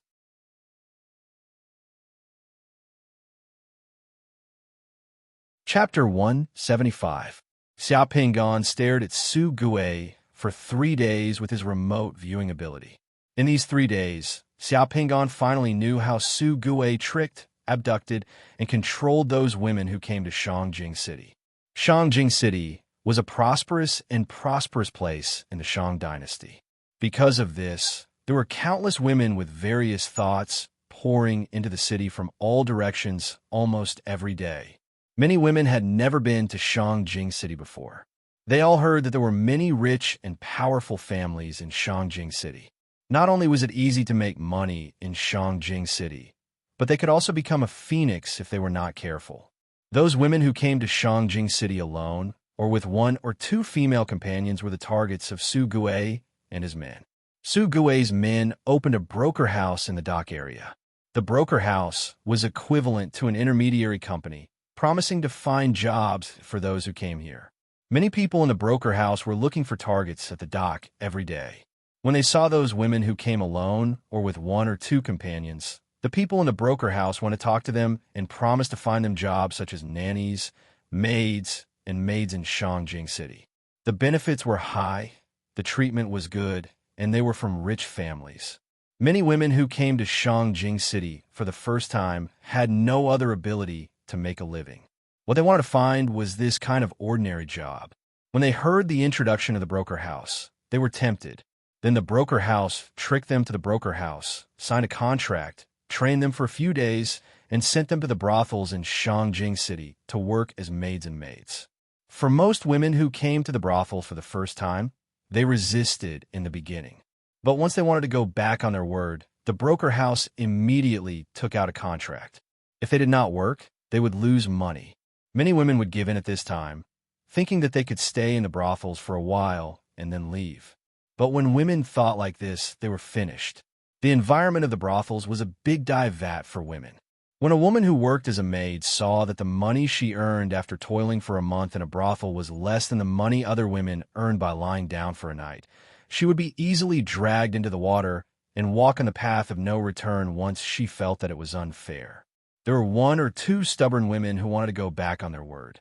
The broker house would take out the contract and ask the woman to pay the money for tearing up the contract. The woman would also have to bear the debt of the loan shark. At this time, Su Gui and his men would use a little more means, such as coercion, enticement, and intimidation. 95% of the women would not be able to pass this second stage and would return to the brothel. Many women committed suicide because they couldn't take it anymore. The person in charge of the broker house was Su Gui's subordinate, not Su Gui himself. On the surface, Su Gui was running a Gui Li firm, which dealt in raw silk, cotton cloth, and tea. He didn't care about the business of the broker house at all. No matter how serious the contract disputes between the broker house and those women were, even if a lawsuit was filed, Su Gui would not be involved. As for the profits of the broker house, Su Gui would transfer them to Gui Li firm through the business between the broker house and Gui Li firm. Su Gui was a black merchant who used contracts and human weaknesses to control and enslave women. He was so good at it that even the police couldn't find any evidence against him. Over the years, Su Gui had tricked countless women in Shangjing City, but he had also made a profit. This guy really deserved to die, but it wasn't easy to kill him, because Su Gui had a summoner bodyguard that he spent a lot of money to hire. Su Gui's summoner bodyguard was inseparable from Su Gui. Wherever Su Gui went, the summoner would be there. Even when Su Gui slept at night, the summoner would sleep in the room next to Su Gui's. In addition to the summoner, Su Gui also had a few guards around him. They were also armed with live ammunition. They followed him every day to protect his safety. It was probably because he had done too many guilty things. Su Gui's life was cautious, for fear that someone would seek revenge on him. Even the food he ate every meal had to be tested for poison before he dared to eat it. In this case, it was really a test to take Su Gui's life. It was definitely impossible to force it. The summoner bodyguard beside Su Gui was not to be trifled with. The possibility of poisoning could also be ruled out. Su Gui usually lived in seclusion. It was really not easy to find an opportunity to make a move. Xiao Pingan finally knew why the first mission given to him by the Shadow Guards was to take Su Gui's life. This Su Gui's life was indeed not easy to take. The difficult part was how to kill Su Gui without exposing himself or making contact with the summoner. However, after watching Su Gui for 3 days, Xiao Pingan also discovered a hobby of Su Gui's, or rather a habit. Su Gui liked to swim. Every afternoon, Su Gui would leave home, or Gui Li business, and go to Shangjing City to swim from a river near the sea for a while. Su Gui was very good at swimming. He especially liked to stand on a large rock by the river bank and dive into the river from a height of 7 or 8 meters. However, every time Su Gui went to swim, his bodyguard would clear the area and guard on both sides of the river to prevent others from approaching. The water in the river was so clear that one could see the bottom and went straight to the sea. It was not easy to poison or hide people in the river. However, this was not a problem for Xiao Pingan. After observing Su Gui for 3 days, a plan to kill Su Gui had quietly formed in Xiao Pingan's mind. On the afternoon of the 4th day after receiving this mission, the prepared Xiao Pingan first went to the river where Su Gui swam every day. The river was in a col in the mountains. The surrounding environment was quite quiet, and there was almost no one around. The scorching sun was shining overhead. Birds were chirping, and cicadas were chirping in the mountains. The riverside was covered in green trees. Xiao Pingan was more than 200 meters upstream of the place where Su Gui usually went into the water. He took off his clothes and went into the water first. The river here was so clear that one could see the bottom. Standing by the river, one could look through the sparkling river and see the pebbles and fine sand in the river clearly. After confirming that there was no one around, Xiao Pingan began to act in the water. Under the water, Xiao Pingan consumed 36 points of divine power and summoned a Xuanwu. Xuanwu was a divine beast that could control water. He was very happy and carefree in the water. Xiao Pingan took a few large stones from the bottom of the river and had Xuanwu completely freeze the water around the stones, forming a base of ice. Ordinary ice cubes would float on the water surface, but the ice cubes with stones inside would sink into the water instead of floating on the water surface. Moreover, the ice cubes were frozen by the river water. They were crystal clear and completely transparent. When placed in the water, it was like a piece of glass placed in the water. There was nothing unusual about it at all. After the large ice cubes were placed in the water, Xiao Pingan had Xuanwu grow 3 long, sharp ice spikes on the base of the ice cubes. This time, the large ice cubes that sank into the water quietly hid under the water like the spikes in a trap. They were completely transparent. Unless one went into the water and touched them with their hands, they would not be able to see anything unusual from the shore. After doing this, Xiao Pingan carried the ice cubes down to the place where Su Gue had jumped into the water. After making some arrangements in the water, Xiao Pingan quickly swam back to the place where he had jumped into the water. He put on his clothes and waited for Su Gue to come. Su Gue came as scheduled. Su Gue's summoner bodyguard also came. Su Gue's summoner bodyguard first checked the place where Su Gue had swum. After confirming that there were no fluctuations of divine power and no one within 100 meters, he nodded to Su Gue and retreated to one side. After checking both sides of the river, Su Gue's bodyguard found that everything was normal. Su Gue, who had taken off his clothes, directly climbed onto the large stone where he had jumped into the water, as usual. After stretching his limbs, he drank a mouthful of the warming wine handed to him by the woman beside him. After that, he laughed and touched his bald head. After that, he suddenly plunged into the river. Su Gue's movements were natural and unrestrained, just like the legendary white stripe in the waves. What Su Gue didn't know was that there was a dragon-slaying platform in the clear river. The moment Su Gue entered the water, there was not a big splash, but the river water turned red in an instant. Su Gue's body was pierced by more than 10 sharp, transparent ice spikes at once. He was strung to the bottom of the river. One of the ice spikes directly pierced through Su Gue's eye and into his brain. Assassin! Su Gue's bodyguard shouted in fright. The two women who had followed Su Gue here were so frightened by the scene in the river that they screamed in fear. Su Gue's summoner bodyguard roared and pointed with his finger. A wave of water lifted Su Gue out of the water. However, Su Gue was not breathing.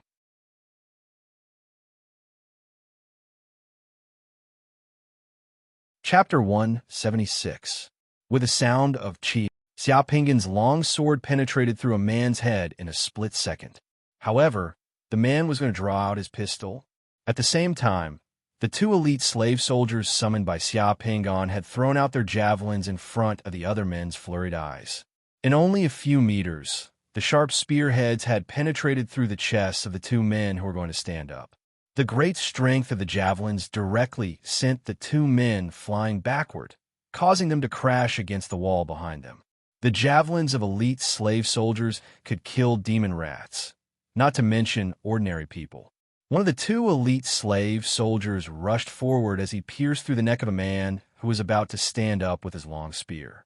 With a flick of his long spear, almost half of that man's neck was cut off. He was sent flying by the long spear of the elite slave soldier. After flying in the air, he heavily fell onto the ground. Another man wanted to escape.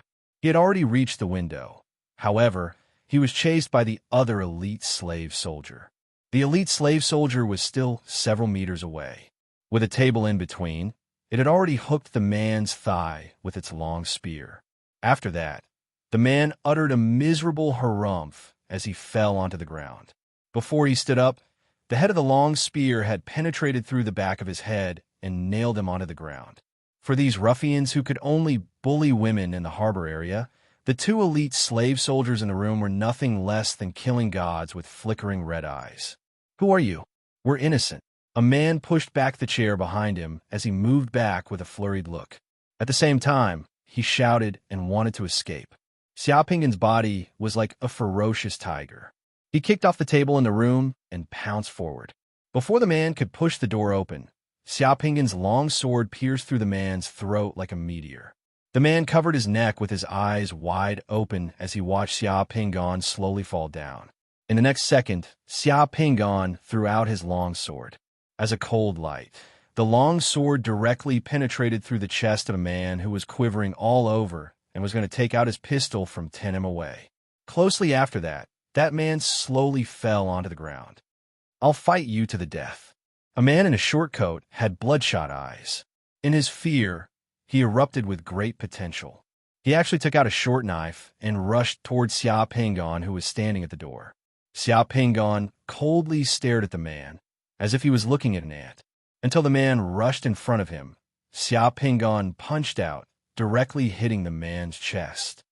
Puff! That man's red eyes popped out abruptly as they became bloodshot and almost popped out of their eye sockets. The short gown on the back of that man's heart was instantly shattered by a strong force, revealing a fist-sized hole. Closely after that, that man fell down in front of Xia Pingon like a cooked noodle. Xia Pingon's punch had directly shattered that man's heart. At the same time, the two elite slave soldiers threw out their javelins and stabbed their long halberds towards the last few people in the room. Chi! Chi! In the air-piercing sound and a few muffled and short, miserable groans, the last few people in the room fell down and lost their vitality. From a moment Xia Pingon broke into the end of the battle, it took less than 10 seconds. The people who had just met in this room to discuss what to do in the future after Su Gui's death had all fallen to the ground and became corpses on the ground. This was the office of Su Gui's broker house in the port area of Shanjing City. It was almost 9 p.m. at night. After receiving the news of Su Gui's death, the heads of this broker house quickly gathered here and discussed what to do in the future. Although Su Gui was dead, this business could still be done. Almost none of Su Gui's subordinates in the broker house felt sad about Su Gui's death. On the contrary, many of them were very happy and excited as they thought it was finally their turn to make a fortune. They were all discussing how to continue their business, how to supply brothels, and how to share the profits. Right then, Xia Pingon suddenly appeared like a killing god. In just a few seconds, no one was alive in this office.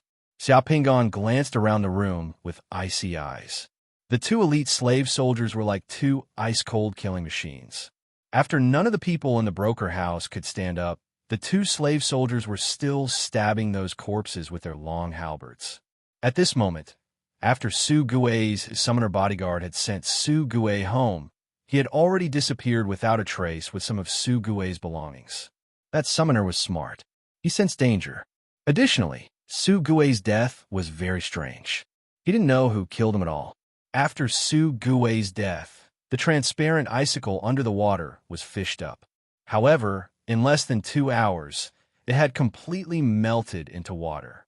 Even the evidence had disappeared. That summoner knew that Su Gui usually did shady things. Additionally, he was the only summoner on the scene after Su Gui's death. Without any evidence, Su Gui couldn't even explain how he died. After jumping into the water and swimming, he died with holes all over his body. That summoner was afraid that he would be implicated. Therefore, he directly packed up his belongings and ran away. At this moment, the women around Su Gui were crying in Su Gui's home. They were arguing over the small amount of money. When Su Gui's body was sent home, a few policemen surrounded it. They were taking statements, but they could only helplessly look at everything in front of them. At night, the streets in the harbor area were still very boisterous. Nobody outside noticed what was happening in this room. Of course, Su Gui had more subordinates than these people. However, they were all the heads of Su Gui's broker house. Therefore, Su Gui's broker house fell apart. In the blink of an eye, Xia Pingon had moved all the corpses in the room into his own space teleportation warehouse. There was no corpse left in the room. Xia Pingon searched through several filing cabinets in the room and easily found a large number of contracts and IOUs in the room. Those contracts and IOUs were used by this broker house to trick and threaten those women who had been cheated into signing them. They were also the tools used by this broker house to coerce and control those weak women. Those contracts and IOUs were marked with fingerprints. All the contracts and IOUs took up an entire cabinet. Before leaving the room, Xia Pingon snapped his fingers. At the same time, the two elite slave soldiers disappeared in a split second. At the same time, a flame appeared and those IOUs started to burn. 1 minute later, Xia Pingon walked out of the alley on the other side of the small building where the broker house was located calmly. The gas lamps on the street had been lit. The streets in the harbor area were still bustling with pedestrians and vehicles. Passengers, ships, and goods were coming and going on the wharf almost all day long. Even though it was late at night, this place was still more boisterous than other places. A four-wheeled carriage was parked at the roadside of the alley. At the sight of Xia Pingan, the coachman hurriedly opened the door of the carriage for Xia Pingan with a smile. "Dear guest, have you delivered the gift to your friend?" I've delivered it. Sorry to keep you waiting," Xia Pingan said to the coachman as he stepped onto the ladder of the carriage. Not at all, not at all. It's just a short while. About half a cigarette's time. By the way, dear guest, where are you going now?" The coachman asked with a smile. Actually, it was not easy to meet a guest like Xia Pingan. He spoke politely and gave a generous fare. If the coachman could give a rating to a passenger, Xia Pingan would definitely be a 5-star passenger. Yuhong Road Wharf. Okay. Seeing Xia Pingan get on the carriage, the coachman shook the reins and drove the carriage away. Yuhong Road Wharf was not far from here. Beside the wharf was Chinan River. There were ferries and some gaily painting pleasure boats beside the wharf. It was also a boisterous place. A few minutes after Xia Pingan left in the carriage, the police patrolling the streets here found the fire in the building of the broker house. The police blew the whistle. 10 minutes later, the fire brigade's carriage, which was ringing all the way, arrived and began to put out the fire. The fire had already burned down half of the small building of the broker house.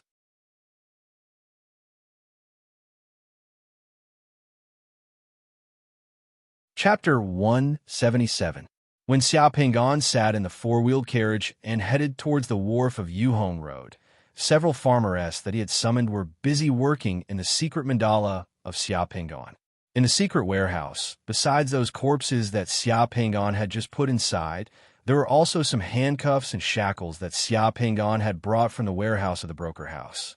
Those handcuffs and shackles were made of iron and were quite heavy. They were usually used by the broker house to imprison and intimidate those women. Once those women who refused to surrender were caught by the broker house would put them in handcuffs and shackles and lock them up in their own warehouse, where they would be intimidated and tortured until those women surrendered. Those farmer-s in the secret mandala were putting those handcuffs and shackles on those corpses, which could be considered as returning them to their rightful owners. It didn't take long for the carriage to arrive at the wharf of Yuhong Road. Xia Pingan got off the carriage and spent more than 10 copper coins to buy a ferry ticket at the wharf. He was just in time to catch the last ferry tonight. A few minutes after boarding the ferry, the steam ferry had sounded its whistle twice on the wharf. Black smoke rose from the chimney of the ferry. The steam turbine on the ferry started to rotate and drive the paddles. At the sight of it, the aged ferry left the wharf like a staggered old bull and drove towards the opposite bank of Chinan River. Water splashed on the river's surface. Xia Pingan sat at the stern of the ferry. This was the last ferry of the night. Less than a third of the seats were full.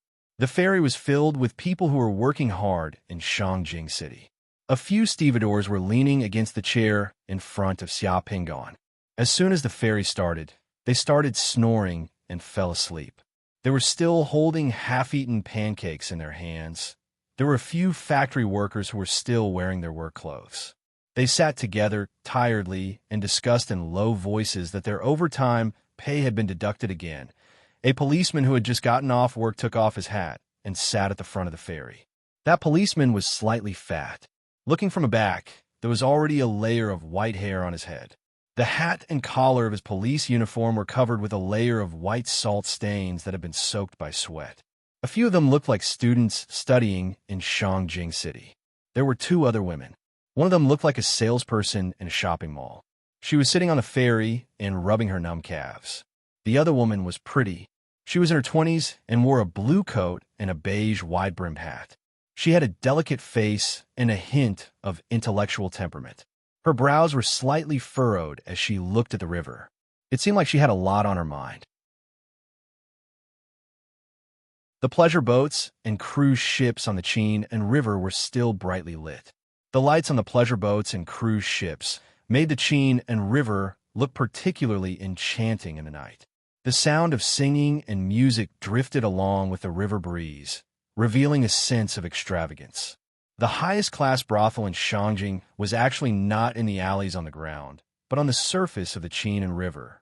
He wondered how Yanduo and Jiangduo were doing. Xiao Pingan felt a little lonely at the thought of his mission in Yuanxiu. But soon, Xiao Pingan dispelled the trace of emotion in his heart. He stretched his hand out of the ferry and touched the splashing waves on the ferry.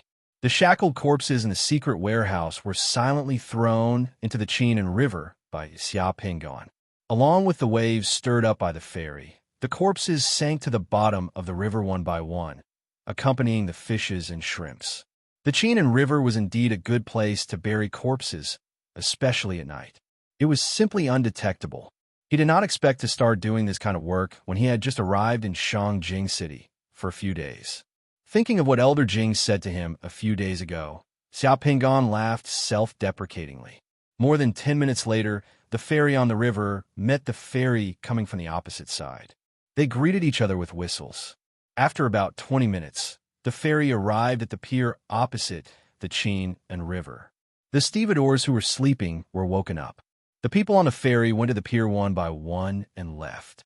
Outside the pier, there were some rickshaws and carriages waiting to carry passengers to make money at night. Several supper stalls were also set up by the roadside. The people who got off the ferry were preparing to go home, while some were still working at this time. Not many people living in this city had it easy. It was not easy for Xiao Pingan either. His stomach had been starving for a long time. Today was a day of work. From morning to night, he only ate 2 steamed buns and drank a bowl of millet porridge when he went out in the morning.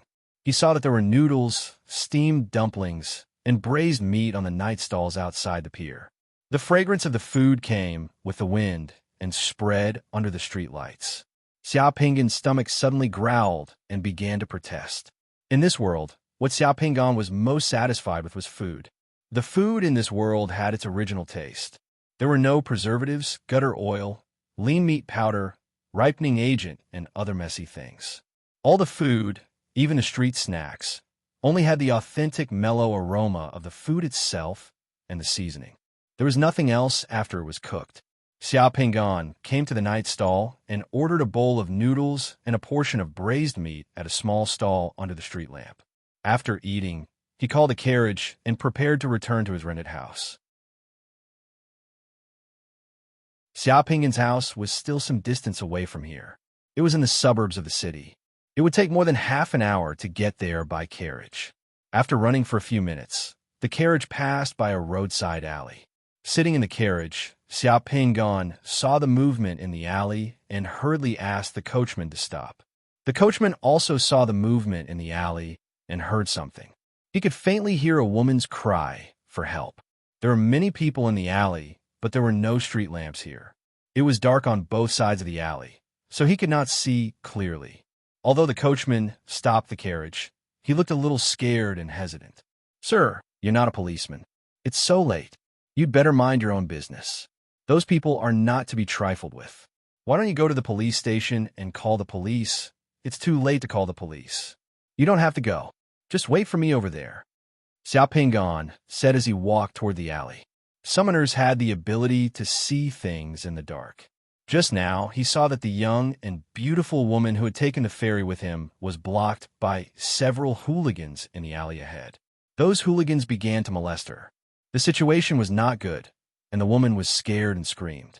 In this kind of environment, if he did not intervene, that woman would probably be miserable tonight.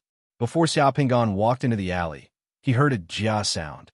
Xiao Pingan turned his head and saw that the coachman of the carriage he had just been in was shaking the reins. He did not stay for a moment and drove the carriage away. He did not stay to wait for Xiao Pingan at all. F***CK. Xiao Pingan cursed and quickened his pace as he walked into the alley. There were 4 hooligans in the alley. They also noticed that Xiao Pingan was walking towards them. The hooligans stopped at the same time and exchanged glances. F***CK. Where did this kid come from? How dare you meddle in our business? You're courting death. One of the hooligans scolded. His eyes flashed fiercely. He took out a shiny dagger and stabbed it directly towards Xiao Pingan's lower abdomen. How could that hooligan be Xiao Pingan's opponent? Seeing that the hooligan was stabbing towards him with a dagger, Xiao Pingon grabbed the hooligan's wrist and twisted it forcefully. With a kacha sound, the hooligan's wrist holding the dagger was directly broken by Xiao Pingon. The hooligan let out a blood-curdling scream. His face suddenly distorted and the dagger in his hand fell down. Xiao Pingon took the dagger that the hooligan had dropped. Without thinking, he stabbed the dagger into the hooligan's thigh. The blade of the dagger was completely submerged. Only the handle of the dagger was in Xiao Pingon's hand. This time, the hooligan's face was distorted. His eyes protruded out like a dead fish's. Xiao Pingon held the dagger in one hand. His face was expressionless as he looked coldly at the other hooligans. He slowly twisted the dagger in the hooligan's thigh. The dagger was like a key that was inserted into a lock. It slowly rotated in the flesh. The blade of the dagger slowly rotated 90 degrees in the flesh of the hooligan's thigh. This was simply torture. The people around could even hear the sound of the dagger's blade scraping against the bone. The hooligan that was grabbed by Xiao Pingon had blue veins popping out on his face. He didn't make a sound and directly fainted while foaming at the mouth. Xiao Pingon didn't say a word. Just one stab was enough to stun the hooligans. Looking at Xiao Pingon's calm face from beginning to end, the hooligans knew that they had encountered a ruthless character that they couldn't afford to offend. Their faces changed drastically and their bodies trembled. They didn't dare to rush over again.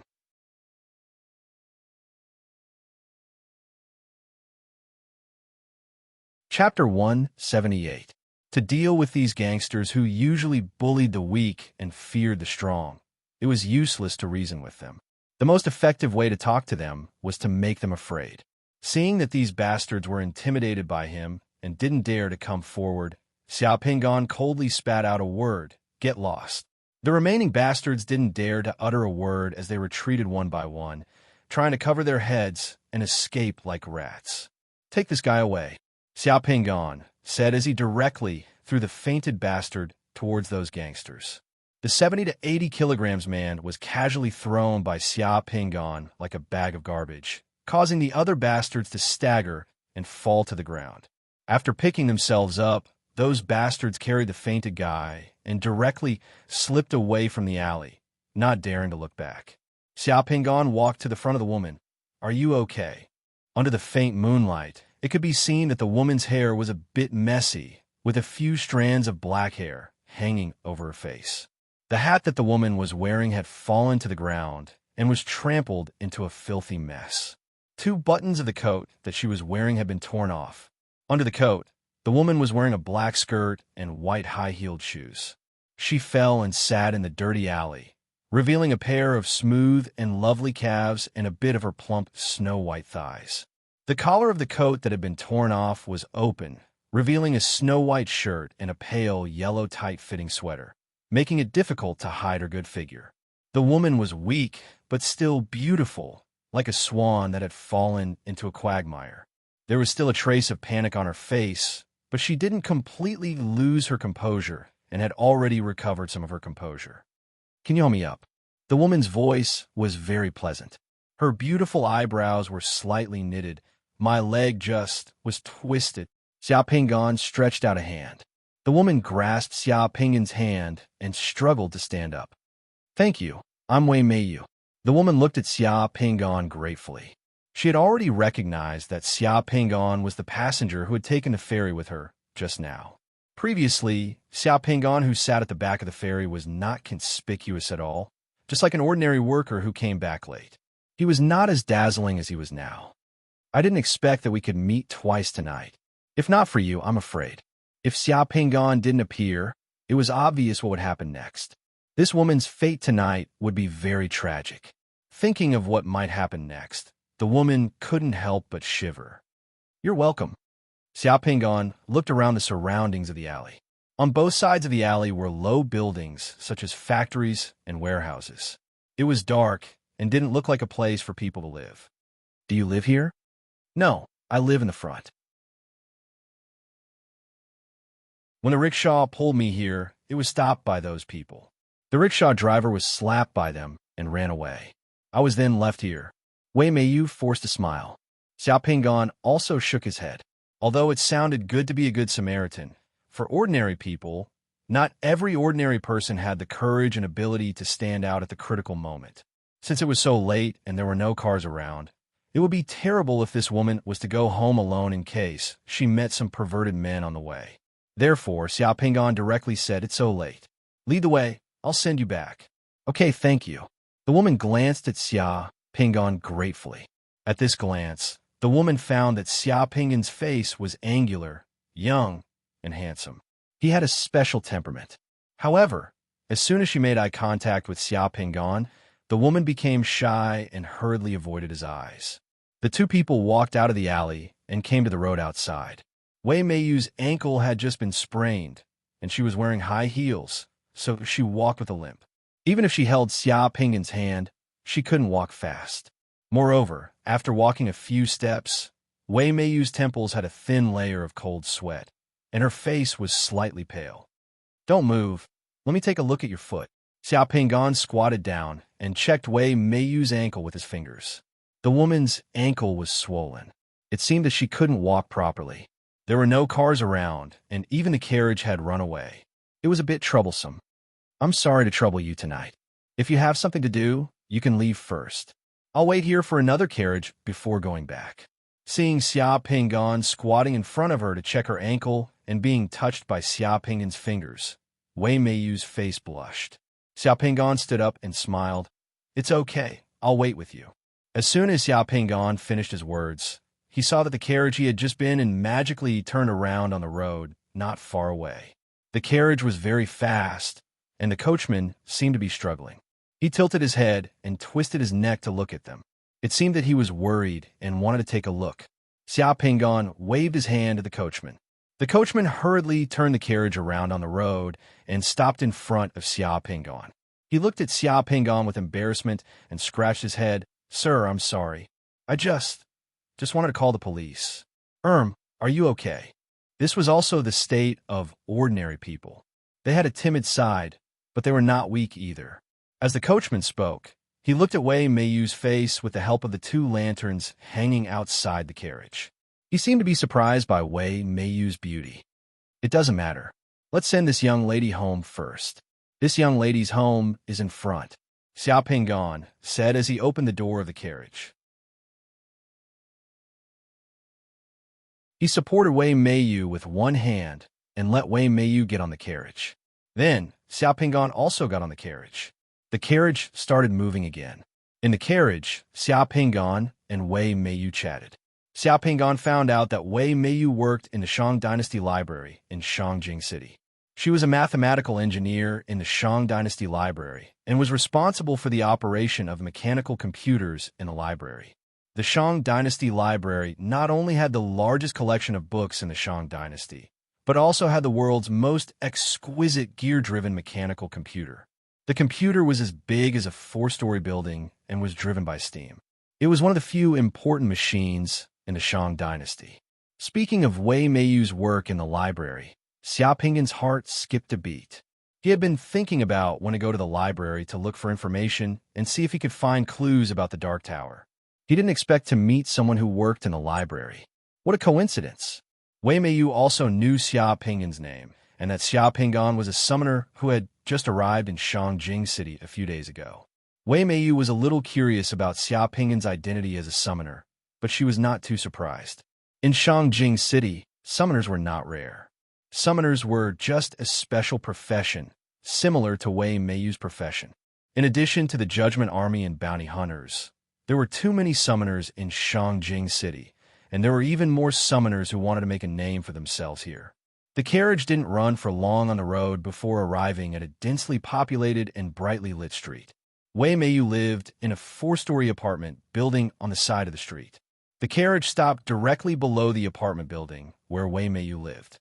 Xiao Pingan sent Wei Meiyu all the way to the door before leaving. He took the carriage back to the place where he rented the place. The next day, Xiao Pingan left early in the morning and arrived at the Fearless House in Shangjing's bailing alley. This time, Xiao Pingan didn't enter from the brothel. There were too many people there, and it was too eye-catching. Xiao Pingan walked through the bailing alley near the municipal park and directly arrive at the entrance of the Fearless House. After entering the Fearless House, a servant led Xia Pinggan inside. When Xia Pinggan entered, Lan Wuwei was behind the counter. When he saw Xia Pinggan come in, Lan Wuwei's eyes lit up. He nodded to Xia Pinggan and said directly, "This is a regular customer. Bring him to the room named Xiang." Xia Pinggan saw Lan Wuwei again in the same room as last time. Lan Wuwei looked at Xia Pinggan with a different gaze. He looked more solemn than last time. "You completed the task beautifully. Sir is very satisfied," Lan Wuwei said to Xia Pinggan. Then, he moved his hand and a black box of 1 foot square appeared. He pushed it in front of Xia Pinggan and said, "This is for you."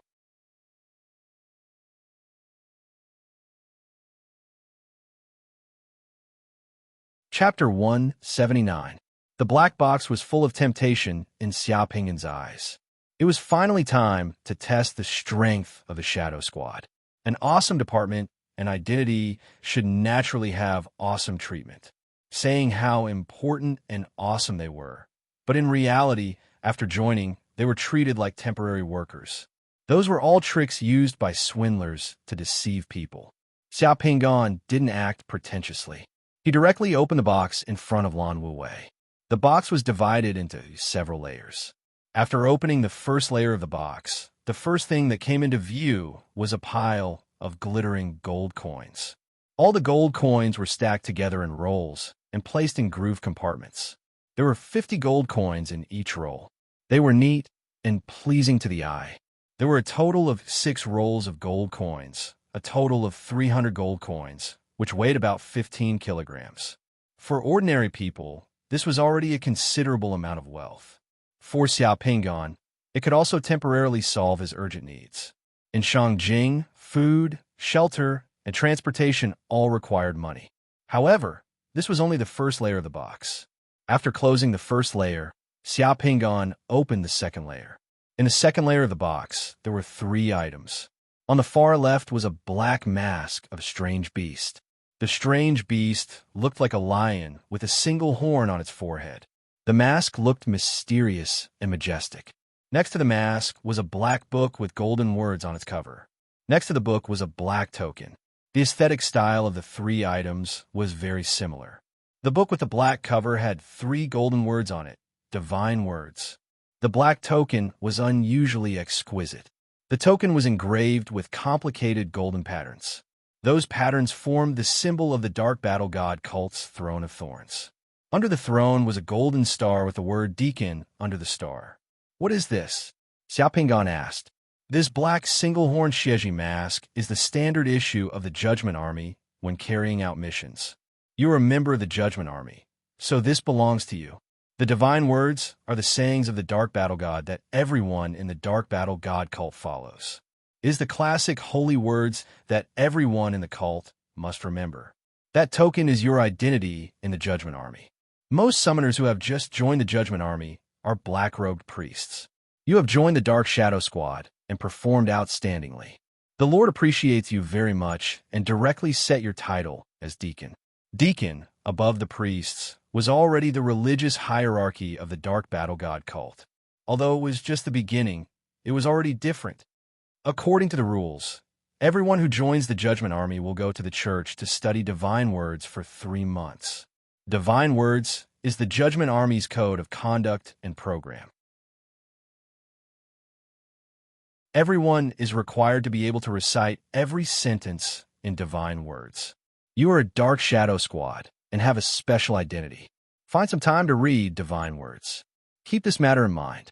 Some of the lords in the cult value divine words very much. If you meet them in the future, those lords may test your understanding and mastery of divine words. If you can't answer, you will be destroying your future. Understood. I will pay attention to it. You can show this identity token when necessary. Remember not to lose it. If you lose it, it will be very troublesome. If someone uses your lost identity token to swindle others, you will be held responsible. This has happened before. Someone picked up the identity token of the Judgment Army and took it to the local area to cause a huge commotion. If you advance to the Two Sun realm or your title changes, a new identity token will be issued to you. However, you have to return the old identity token. Xiao Pingan nodded. The items in the second layer represented that he had been officially recognized by the Judgment Army. These items were also symbols of power and status. Xiao Pingan closed the second layer of the box and opened the third layer at the bottom. Inside the third layer, Xiao Pingan finally saw what he had been dreaming of. It was 2 realm pearls that shone with a strange luster. Next to the 2 realm pearls was a mysterious crystal that shone with the same luster. Next to the 2 pearls and mysterious crystals was a palm-sized white jade bottle. The words that appeared on the mysterious crystals were the same as the words that appeared on the realm pearls. It was obvious that they were set. When he saw the 2 mysterious crystals, the words spiritual sense crystal immediately appeared in Xiao Pingan's mind. Of the 2 realm pearls, one had the words Sun Qi flashing on it, while the other had the words Sunbin racing horse flashing on it. As for the item in the bottle, Xiao Pingan had no idea. However, he had a vague guess. Could it be the divine spring that a summoner needed to advance to the One Sun realm? However, this bottle was too small. Didn't they say that the divine spring of the One Sun realm was used for bathing? How was he supposed to bathe in it? Before Xiao Pingan could ask, Lan Wuwei explained. This is a divine power rel pearl. After fusing with it, it can increase your divine power by about 18 points. This is the spiritual sense crystal used to fuse with this divine power realm pearl. With the spiritual sense crystal, fusing with this divine power realm pearl will not be difficult. Lan Wuwei pointed to the realm pearl with the words Sun Qi on it. Then he pointed to the realm pearl with the words Sunbin racing horse on it. This realm pearl is a realm pearl that boosts your mount. Fusing with this realm pearl will allow you to stimulate your mount's potential when you need it, allowing your mount's ability to rise to a higher level. Priest Bai Zhu said that your divine power is about to break through to the One Sun realm. After fusing with these 2 realm pearls, your divine power will steadily break through to the One Sun realm. Thanks, Sir Lin Yi, for me. I will definitely not disappoint you and the Judgment Army. Xiao Pingan said to Lan Wuwei as he put away the black box. In his heart, Xiao Pingan felt as if he had eaten a calming pill. He thought that the Shadow Squad was really something. The treatment of the Shadow Squad was really awesome. He had not come all the way to Shangjing City in vain. He had only carried out a small task and was immediately promoted and rewarded with a lot of resources. It seemed that he would have to treat the Shadow Squad's mission seriously in the future and let the higher-ups see his value of being used. Lan Wuwei was very satisfied with Xiao Pingan's performance. He nodded and said, "The Judgment Army and the Shadow Squad will reward those who have done well and punish those who have done wrong. There is still a long way to go. You will slowly understand. Now that you have officially joined the Judgment Army and the Shadow Squad, you can carry out the official missions of the Shadow Squad. Now, there is a mission for you." "What mission?" Lan Wuwei narrowed his eyes and his expression turned serious. "Do you know about the Blood Demon Church?"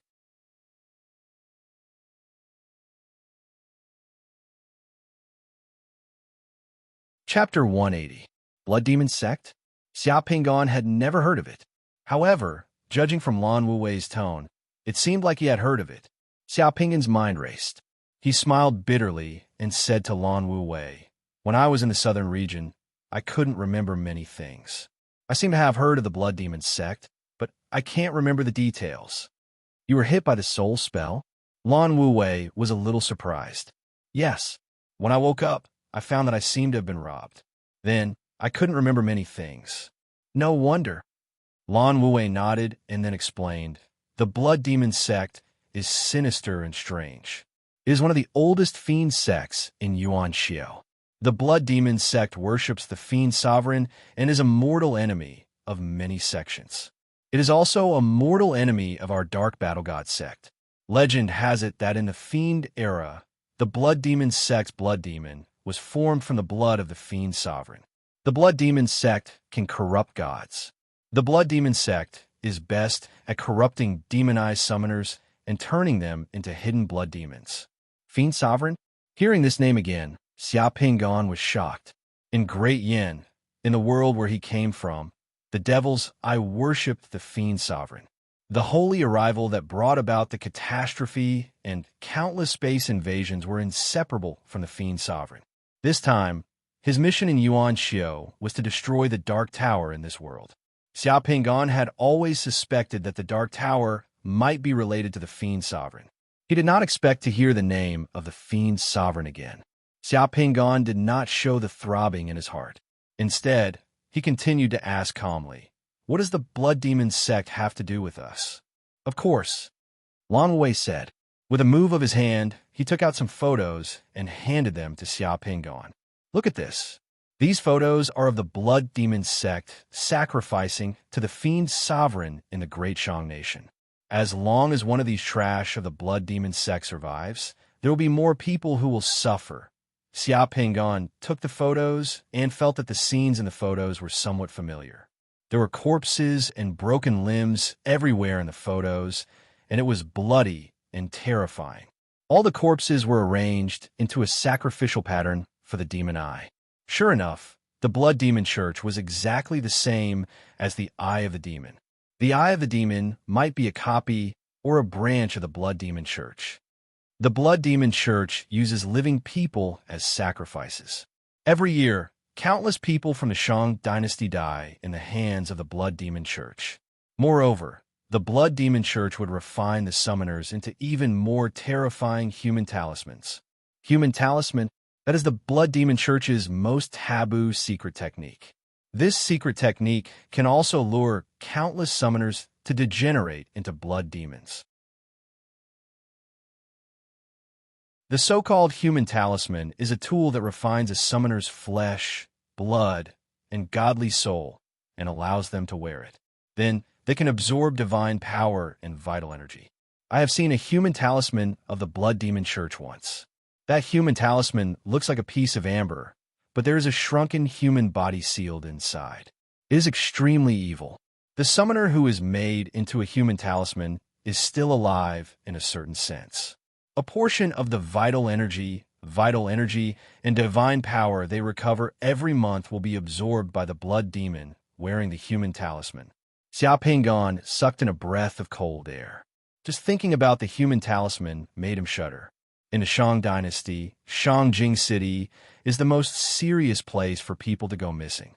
In the past few years, the Judgment Army has found many sacrificial places of the Blood Demon Church in the surrounding areas of Shangjing City. Many people have been killed.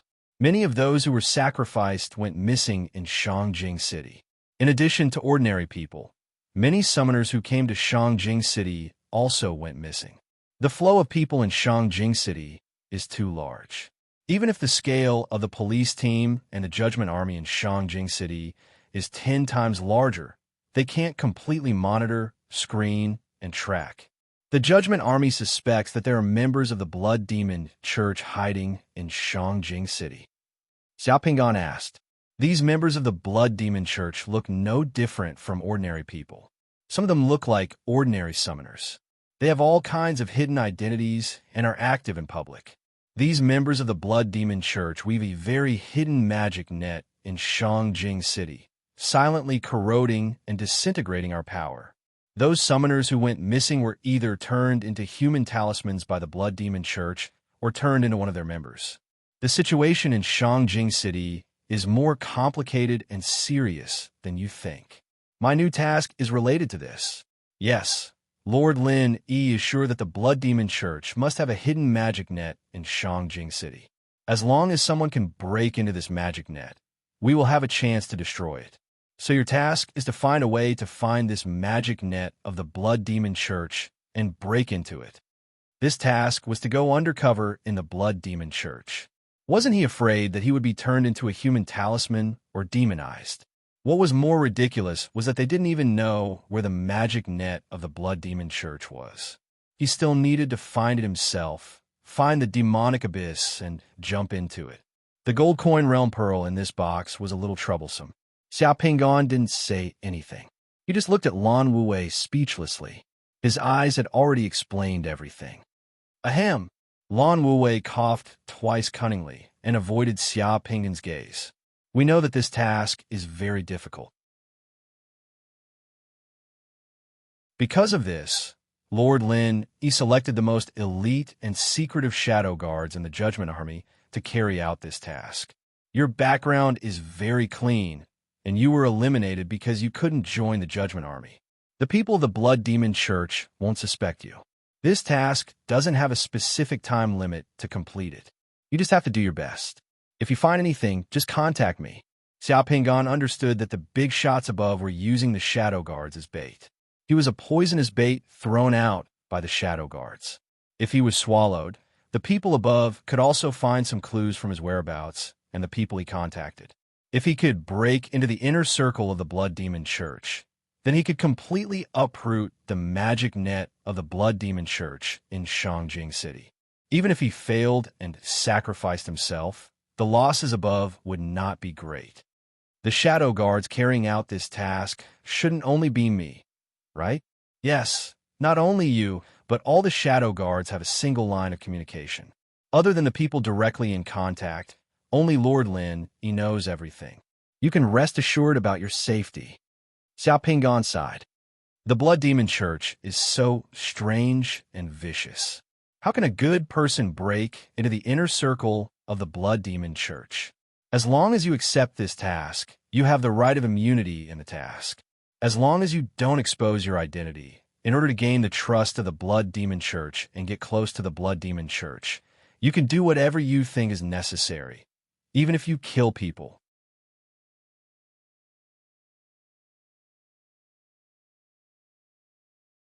Chapter 181. 10 minutes after Xiao Pingan entered the fearless house, he walked out of it. Xiao Pingan was both excited and a little heavy as he walked out of the fearless house. The mission to infiltrate the Blood Demon Church was not so easy to complete. It was like walking on a tightrope. Although Lan Wuwei's words were rather tactful, Xiao Pingan still understood the meaning behind them. The shadow guards would reward those who made a contribution and punish those who made a mistake. If he did not make any progress in this mission for a long time, the resources he would receive from the shadow guards would be very limited. If he did not make any contributions, why would he want the resources of the Realm Pearl? There were two disadvantages to this mission. First, once the mission started, if he really came into contact with the Blood Demon Church, he would put himself in danger. At the same time, he would not receive the support of the Adjudicator Army and any official forces of the Shang Dynasty. These forces might even stand against him on the surface. The second disadvantage was that once his identity was exposed, he would die. His life was now in the hands of the people above him. Lord Lin of the Blood Demon Church, the Adjudicator Army, and even Lan Wuwei might want his life. Letting his life be in the hands of others was what Xiao Pingan disliked the most. However, there were three advantages to this mission. First, there was no mandatory time requirement for the mission. Everything depended on him. If he was a salted fish, he could completely ignore this mission and do whatever he wanted in Shangjing City.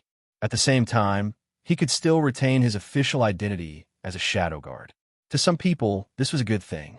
The second advantage of this mission was that if he could really get close to the Blood Demon Church, he might be able to find out some information about the Dark Tower from the Blood Demon Church. This was his highest mission in this world. This mission was related to the safety of countless people in another world. Xiao Pingan did not dare to forget it at all. The third benefit of this mission was that if he could really achieve something and enter the inner circle of the Blood Demon Church, then his position and importance in the Dark Shadow Squad would increase again.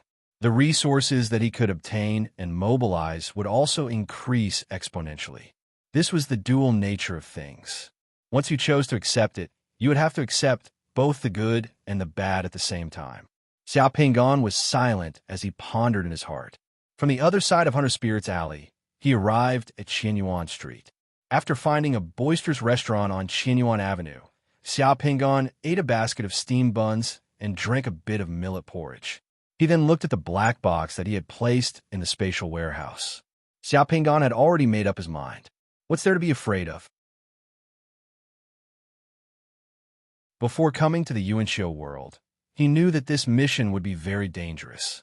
Now, there was nothing to hesitate about. Although it was dangerous for him to get close to the Blood Demon Church, the benefits he could get from it were also what he needed. This time, he was really going to use his identity as a shadow guard to do something. After making this decision, Xia Pingan's heart instantly brightened up. After finishing his breakfast, Xia Pingan walked out of the restaurant and called for a carriage on the street, preparing to return to his rented place and fuse with the Realm Pearl. He had to increase his strength and advance to the One Sun realm first. There were also the two mysterious divine thought crystals. He could use this opportunity to see how the divine thought crystals could help a summoner fuse with the Realm Pearl. The carriage ran briskly on the street. The buildings and scenery on both sides of the street entered Xia Pingan's eyes from time to time. Xia Pingan, who had already made up his mind to do something, narrowed his eyes as he looked at the scenery on the street. In his mind, he was thinking of ways to get close to and infiltrate the Blood Demon Church. The Blood Demon Church had a weave in Shangjing City.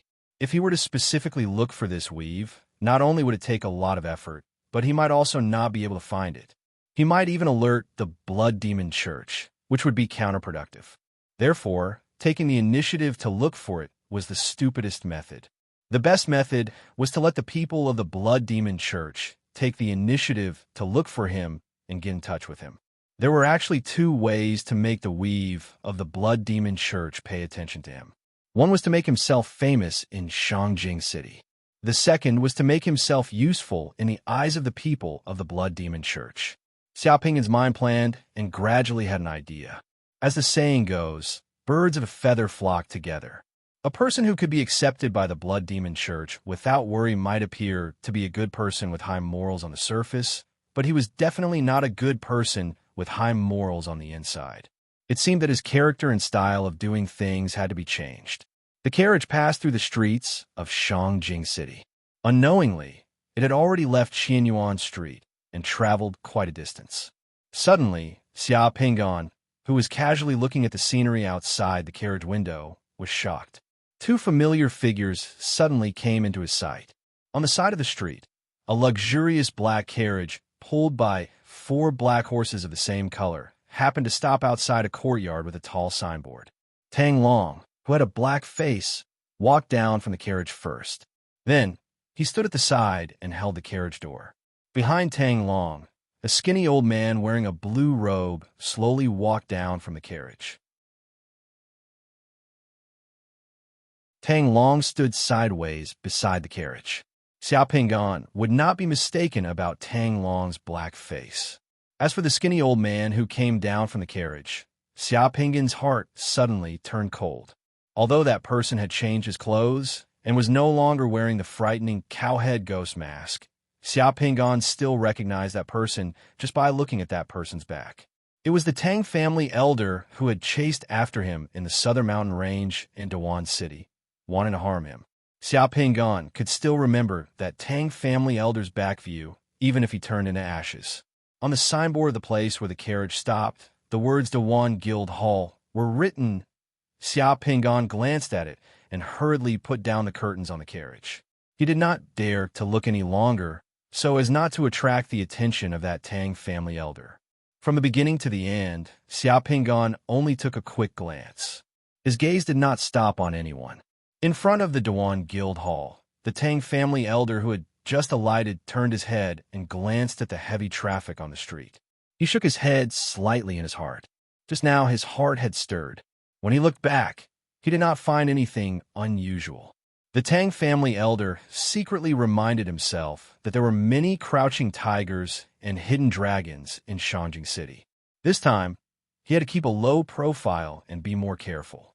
Just now, perhaps some summoner had taken an extra look at him and caused his heart to stir. Elder Wei, we've already prepared a room for you in the guild hall. We've also arranged a number for you at the Medical Saint building. 2 days later, Elder Wei can go for a consultation. With the Medical Saint personally treating you, he definitely won't let Elder Wei make this trip in vain. The owner of the Great Wan Guild Hall, a middle-aged man with a fat face and a mustache, said while nodding and bowing when he saw the elder from the Tang family alight from the carriage.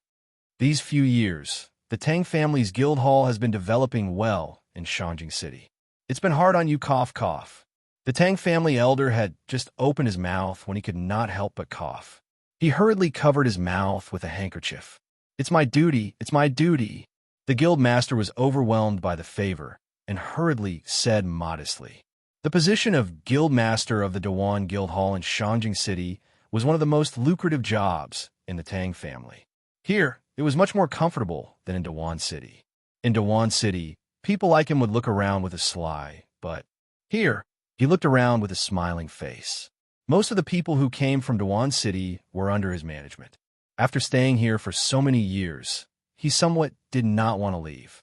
This time, he was able to obtain the affirmation of the Tang family elder. Perhaps he could stay in this position for another 8 to 10 years. Elder needs to rest. Send the food to his room. Don't let anyone disturb him. Tang Long said coldly from the side. To Tang Long, whenever he saw the guild master's fat face and round belly, he would feel inexplicably angry. The Tang family disciples fought for their lives in the southern mountain range, but this vermin was indulging in wine and women like a pig in Shangjing City. What right did he have? All right, please follow me. The guild master smiled and hurriedly led them into the guild hall. In the carriage, Xiaoping's heart was thumping. Just now, when Elder Tang turned around, even though he was sitting in the carriage, Xiaoping still felt his heart tighten. He felt that he had almost been discovered. This high-level summoner was too strong. What did this Tang family elder come to Shangjing City for? He should not be here for him. For some reason, when he thought of how this Tang family elder had pursued him relentlessly with evil intentions, Xiaoping suddenly thought of the human talisman that Lan Wei had mentioned to him earlier. These two matters seemed to be unrelated, but for some reason, they suddenly popped up in Xiaoping's mind at the same time. His luck could not be so good. Xiaoping was also shocked by the thought that popped up in his mind. His luck could not be so good, right? He was just thinking about how to find the Blood Demon Church's people. In the blink of an eye, this person from the Blood Demon Church popped up on his own.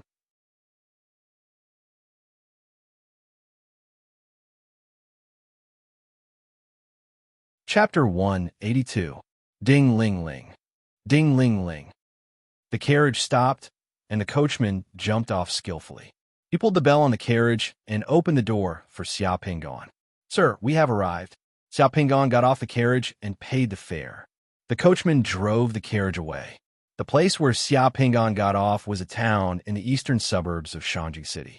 The town was quite lively. Carriages came and went on the streets. They were all carriages that carried vegetables and goods from the south to the north. Out of the town and to the east, there were large tracts of farmland and farms. Many of the vegetables that the farmers planted in the fields would be sent to the city through the town. With more carriages coming and going, there was more horse feces and urine on the asphalt road. The atmosphere of the city and the countryside blended perfectly here. It was noon, under the rising sun.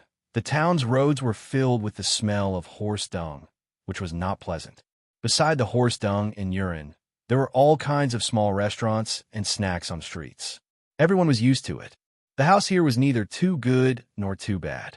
It was quite a distance from the city, and the price was not expensive. Previously, Xiaoping had asked an intermediary to find a place to live. It was in a half-new apartment building in the town. Most of the people who lived in this town were locals of Shangjing City. Most of them were engaged in various small businesses. After getting off the carriage, Xiaoping only walked a few dozen meters before he arrived at his apartment building. It was a 5-story building with brand-new gray walls. The apartment building was like a city wall on the side of the street. Its windows faced the street outside. Most of the people who rented this kind of small apartment were office workers and wage earners who worked in Shangjing City. There were also people who lived here with their families because it was cheap. A few fruit sellers had set up a stall in front of the apartment building. The gatekeeper of the apartment building was playing chess with several old men. He did not even look at the people who came in and out of the apartment building. Xiaoping entered the apartment building and went up the stairs to the 3rd floor. On both sides of the corridor of the apartment building, there were piles of coals that looked like honeycombs. On the side of the apartment building's patio, there were a lot of clothes being hung up to dry. There were coal delivery men in black who were carrying coal. The aroma of fried rice wafted out from some apartments. There were also the sounds of men and women quarreling and the cries of children. The apartment building was filled with people, and it was filled with the aura of the marketplace. Xiaoping's rented room was room 319. When he walked to the door, Xiaoping looked around. Half of the space next to his door was taken up by the neighbor's pile of coal and a shoe cabinet. The neighbor's pile of things at the door had already crossed the center line and squeezed to his side. He remembered that the neighbor's house hadn't occupied this place yesterday. These 2 days, when he came back, he met the middle-aged couple a few times. When they saw that he, a young man who had just arrived in Shangjing, lived here, the neighbor began to take advantage of him. Xiaoping ignored them as he directly opened the door of his room and entered it before closing the door. The small apartment of over 50 square meters only had a living room and a bedroom. In a corner of the living room, there was an iron stove for burning coal. A sand iron chimney was connected to the iron stove and connected to the outside. The iron stove was in the kitchen. The bedroom was in the living room, and there was a small bathroom beside it. The furniture in the room were ready-made and a bit old. After living here for a few days, Xiaoping realized that he might have been cheated by the agent and the landlord of the broker house. Seeing that he had just arrived in Shangjing City and was unfamiliar with the place, the broker house and the landlord jointly raised the rent by a lot. Actually, the small apartment in the suburbs of Shangjing City didn't cost that much. The face of that elder of Tang family was still floating in front of Xiaoping's eyes. However, at this moment, Xiaoping could only stay calm. He had to advance to the next level first. If he was not strong enough, he would be courting death. Xiaoping pulled up the curtain in the room. After that, he waved his hand, causing 2 elite slave soldiers and a black dragon to appear in the room. One of the 2 elite slave soldiers guarded the door of the apartment while the other guarded the window. The black dragon wagged its tail and followed Xiaoping into the bedroom. They were the protectors that Xiaoping found for him when he was fusing with his realm bead.